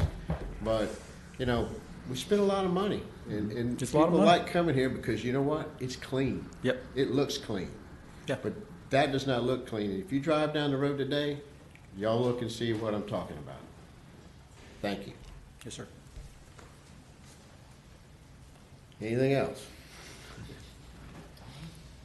That being said, any public comments? Lee? Jeff, come on up. Lee said go, so I went. Good morning. Couple of things. Sorry, Jeff Goldberg for the record, Emergency Management Director. A couple of things. If you were not aware, some of what we do when we activate the Emergency Operations Center, the TDC plays an important role, and I wanted to call out Matt, Haley, Christine for working in the social media team during Hurricane Irma. They were really instrumental in getting information out, and David as the Assistant Public Information Officer. So they work in the Public Information Unit. They did a fantastic job helping support our operations during Irma. The other thing is, remember a year ago, stood before all of you, and we had some discussions about how we responded to Hermine, and we talked about some corrective actions and what we were going to do moving forward. But what I wanted to do was kind of throw out to you folks, do you have any questions, concerns about how things went this year? Anything that you'd like to see potentially changed? Things that went well? Those types of comments. I just wanted to come here and kind of ask you all that. No, I think that was great. I got all the information for the hurricane. That was very, very informative. Very Okay. good. Yeah, Thank you. I require my team to put it on their phone and have that. That's awesome. Okay, great, awesome. That is absolutely wonderful. Yeah. And one of the things that we're going to be looking at moving forward and kind of building out a little bit more is in the EOC, we have what's called emergency support functions, and each emergency support function is responsible for something different. Like, for example, ESF3 is Public Works. We have ESF18, which is business and industry, and we're going to be building that piece out a lot more over the course of the next 6 or 8 months, with TDC as being one of the lead agencies involved in that, as well as the Economic Development Alliance. So the bed tax collectors and other business and industry folks will have a number to call into the EOC to gather information. One of the things that we were doing as Hurricane Irma was approaching was stay in contact with TDC to find out occupancy levels, and we reported that to the state EOC because of the folks that were evacuating. And I know we did have a spike in some of the collections due to that. We also ran a host shelter for those folks that could not afford to stay at a hotel, so we did run a shelter for those people as well. So, Great job. my door's always open, and you know how to get a hold of me. Where was that shelter? That was actually, it started out at Southwide Baptist Church. Pastor Jeremy and Southwide have been a great partner with us over the course of the past few years. But then when it looked like we were going to get impacted, we opened up a risk shelter. Normally the host shelters are non-school-based shelters because we don't want to impact school operations. Governor Scott made an executive decision to close all schools throughout the state. So we went ahead and we transitioned that to Freeport High School because we did do voluntary evacuations, just for the fact that we were getting a lot of concerns from the public. Where should I go? Is there a shelter that's going to be open? We were only expecting tropical storm force winds, which thankfully we didn't even get any of those. So we kept that open for 24 hours, then transitioned that back to a host shelter at the Defuniak Springs Community Center. And about 24 hours after the host shelter was open, we closed it down. We got the folks that were up here from the peninsula. We got them placed back into their counties. We coordinated with their folks in there, so they knew where they can go if their homes were not if their homes were not habitable. Thank you. Right. Great. Thanks, Jeff. Right. Thanks.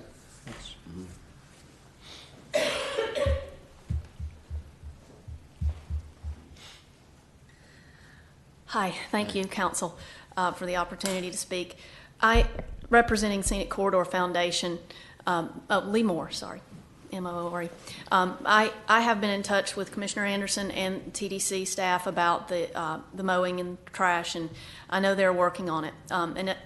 You know, the way I look at this is we're going from 7 maybe mowings a year out there to 12 to 18, and you know, it takes time to turn a ship. I'm interested in how it looks for the next 50 years, and I think we're moving in a very good direction toward that. But the trash is an issue and does need to be resolved quickly, that being said. So the Scenic Corridor Foundation is very interested and concerned, and we've been in contact. Then I want to switch gears. I am speaking now as just a private citizen, and this is about the beach activities stuff. Let's call it that. Well, first of all, I understand that you're a recommending body and that you've decided today just to move staff's recommendations along, and that the BCC will make the decisions. But I think that your recommendations are important. This body is put together in a very planned and deliberate way to represent different parts of our community as it pertains to rentals and vacation rentals. And so I think that your recommendations are important, and the BCC relies on them. In thinking about all of it, specifically I'm thinking about the conversations about tents. I wanted to tell you about an experience I had recently. Now this has, and I know regulation is not popular, clearly, in general. This situation has nothing to do with regulation and can't be regulated, but conceptually I think it applies. We went to dinner, I don't know, a week ago or so, and we took our dogs, so we had to stay outside on the patio. But regardless, people should be able to sit where they want to in a restaurant and have an enjoyable experience. But we had to sit outside. We were the only people sitting outside. There were a group of parents that came in right after we did. They probably had 12 to 15 kids with them. Maybe they brought their friends. I don't know how there were that many kids, but there were about 10 little boys that were all around the age of 10, and there were 3 or 4 little girls that were younger than that. So for about 98% of the evening, they were unsupervised outside, and their parents ate inside. It made for an absolutely miserable experience for us. And so it was after a long day of work, we wanted to go relax and enjoy a nice dinner. That didn't happen. And, granted, we could have complained to management and all that. That aside, the decision by those parents to let their children do that. I wasn't upset with the kids. They were just being kids. That was fine. But the problem was the parents being absolutely inconsiderate of other patrons that were trying to have a relaxing and enjoyable experience was unbelievable. And so I'll wrap up by saying that there is so much division in our country right now. And I think there are a lot of reasons, granted, but part of it, I think, is that people have become less and less concerned about how their behavior impacts people around them that they don't know, especially strangers. And so we're bringing thousands and thousands and thousands of people here, packing them in a relatively small area, really. And a large majority of those people may or may not care about their impact on the people around them. And that's why government regulation is so critically important, because that's what helps that. I won't say it takes care of it completely, because you're always going to have things that fall outside of it or can't be controlled. But I just wanted to say that, and I think about the tents in that regard. It's a very similar situation. And Councilmember Brillmeyer, you said it looks like a tent city. I would absolutely agree. I've seen so many areas of this beach in the last few years look like a tent city. I don't think that's the image we're trying to create and project here. So yes, people, I agree. I just want people to come here and enjoy themselves and for the most part do what they want and have a great time. But clearly the tents are an issue, clearly. And for all the reasons that Brian went through earlier, and I've seen it myself, I've seen them left out there overnight, blown around. I mean, people have been going to the beach all over this world for decades and enjoying the heck out of it without bringing a 10 by 10 tent or two out there to house their families. And I see it, they go out, they hang clothes and beach towels up to dry around the edges of the tents, and they will do 3 or 4 together. I mean, it is just, you can't see around them. It completely changes the view of the beach while you're out there to enjoy it. And, you mentioned, Chairman Norris, that people come to the beach to get sun and enjoy the water in many different forms. None of that requires a tent. And so I think the umbrellas work well and have worked for so long. This is not a huge issue for me personally right at this moment, but I see what it's doing, and it's just a real concern for so many different reasons. And the last thing I'll say is that I get criticized a lot because I'll be talking about something I think we might need a regulation for, and people will say, Lee, we don't have a problem with that here right now. And they're exactly right. But this is what we're running into with the tents. Once you allow people to do something and then you try to take that away and you allow them to do it in mass, like large numbers, you see what you're getting, and that's what Brian and his people have been dealing with, is that backlash because it was allowed to go on. And then we tried to rein it in. So sometimes when we look at, well, we don't want to overregulate, that's not even happening here. It's not even a real issue here. We've just seen it a little bit. That's the beginning. And if you don't address it before it becomes a widely used problem or issue, then you're going to face a backlash every single time, and it's painful. So these are all just kind of going forward, my thoughts on things going forward in the future. I appreciate the opportunity. Thank you, Lee. Good input. Anybody else? Yes, Lisa. State your name. Lisa Balshi. Yes, thank you for letting me speak. I want to second what Lee said all the way around. She said some things I wanted to say, so I won't do those. But I do think that what you discuss here in this meeting is important. And for that reason, I too would have liked to have seen you actually have the discussion. Even though some of the other committees have discussions, there are things every person's perspective who comes into discussions, as long as it's done constructively, which you all do, has value and can quite often come up with something that maybe nobody else thought of. So that I'd like. I'd also like to just make mention of the fact that the whole reason that the tent rules were changed last year was the county perceived that there was a tent problem. Well, if we just totally undo that, we haven't solved the tent problem. We've still got the tent problem. We tried something, it didn't work well, but just going back to what we had before just gives us a tent problem all over again, and we haven't resolved anything. I would also I did look up a number of different locations that have been popular beach destinations for many, many years before we were. And there's a lot of places like Myrtle Beach, some of the beaches is in New Jersey and Delaware. A lot of these beaches have gone to either very restrictive tent use or no tent uses for the same reasons that we're dealing with here. So I thought, you may or may not be interested in looking up some of those regulations. On the front of I hear a lot about skin cancer and that being a justification for tents. And having had a father with skin cancer, a sister, a brother with skin cancer, I will tell you that any dermatologist on the planet is going to tell you that if you have any concern about skin cancer, don't spend time on the beach during the heat of the day. I don't care if you have a tent, an umbrella, anything else. You can put on all the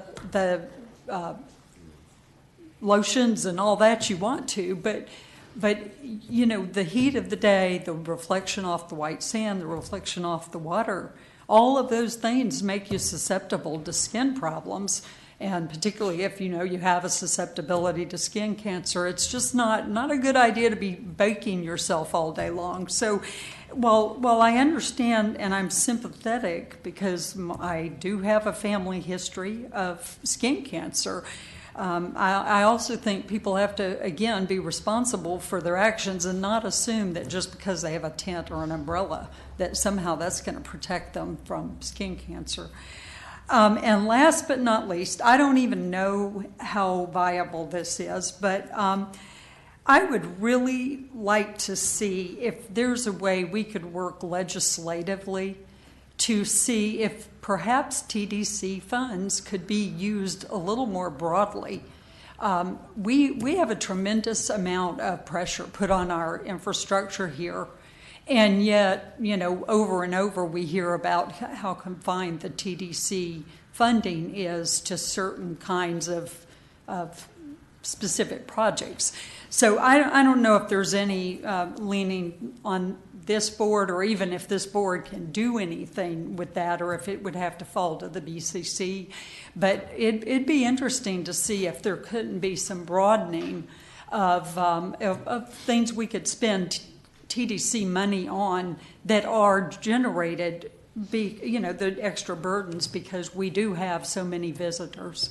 But that's all. Thank you very much. I appreciate the time. Clayton, would you like to answer the last part of that question? Well, you can, the part legislature is going to be the one that have to change that, not Right. BCC or you legislature have segregated out your funds. And Lisa, I don't disagree with you.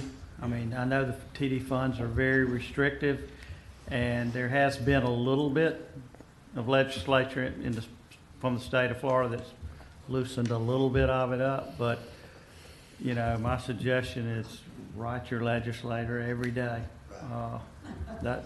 Because they don't seem to listen to the counties, I can promise you that. Yeah, it is legislative problem for our legislature to have to address it. And there's a large reason why it's that way. The bigger communities in Central Florida are going to be badly opposed to using any of those funds for anything other than what they're being used for this time. Thank you. Mr. Alexander? Good morning. I'm Andy McAlexander, McAlexander. Just to give you a quick update on David's UMA update and the partnership with Swarth for the Underwater Museum of Art. We had over 21 submissions, 1 international submission, and very excited about it. We're putting a selection committee together for next week or two to make the decisions on which of those sculptures will get designed and built and deployed offshore. And we were picked up by Condé Nast Magazine and some other periodicals to run articles about it on a national, international scale. So really excited about the turnout for the first year. The partnership with CAA and SWAR is a natural for us and them. So just wanted to let you guys know it was a success so far. Thank you, Andy. Thank you. Thank you. Anyone else? All right, nothing else. We have a motion to adjourn. And a motion, second? Second. Second. All in favor, say aye. Aye. Meeting adjourned. 11:20. 11:22. We broke a record. We're out of here at 11:22. Good job. It is a record. Good job. Yeah. Good job moving this thing out. No, we didn't do anything. Yeah, we're going to see it. It was Pleasure. Thank you. Thank you. Yeah, I looked at your minutes. See, in the minutes, it was like, Yeah, we slip in certain times, and, I haven't spotted you lately. No. yeah.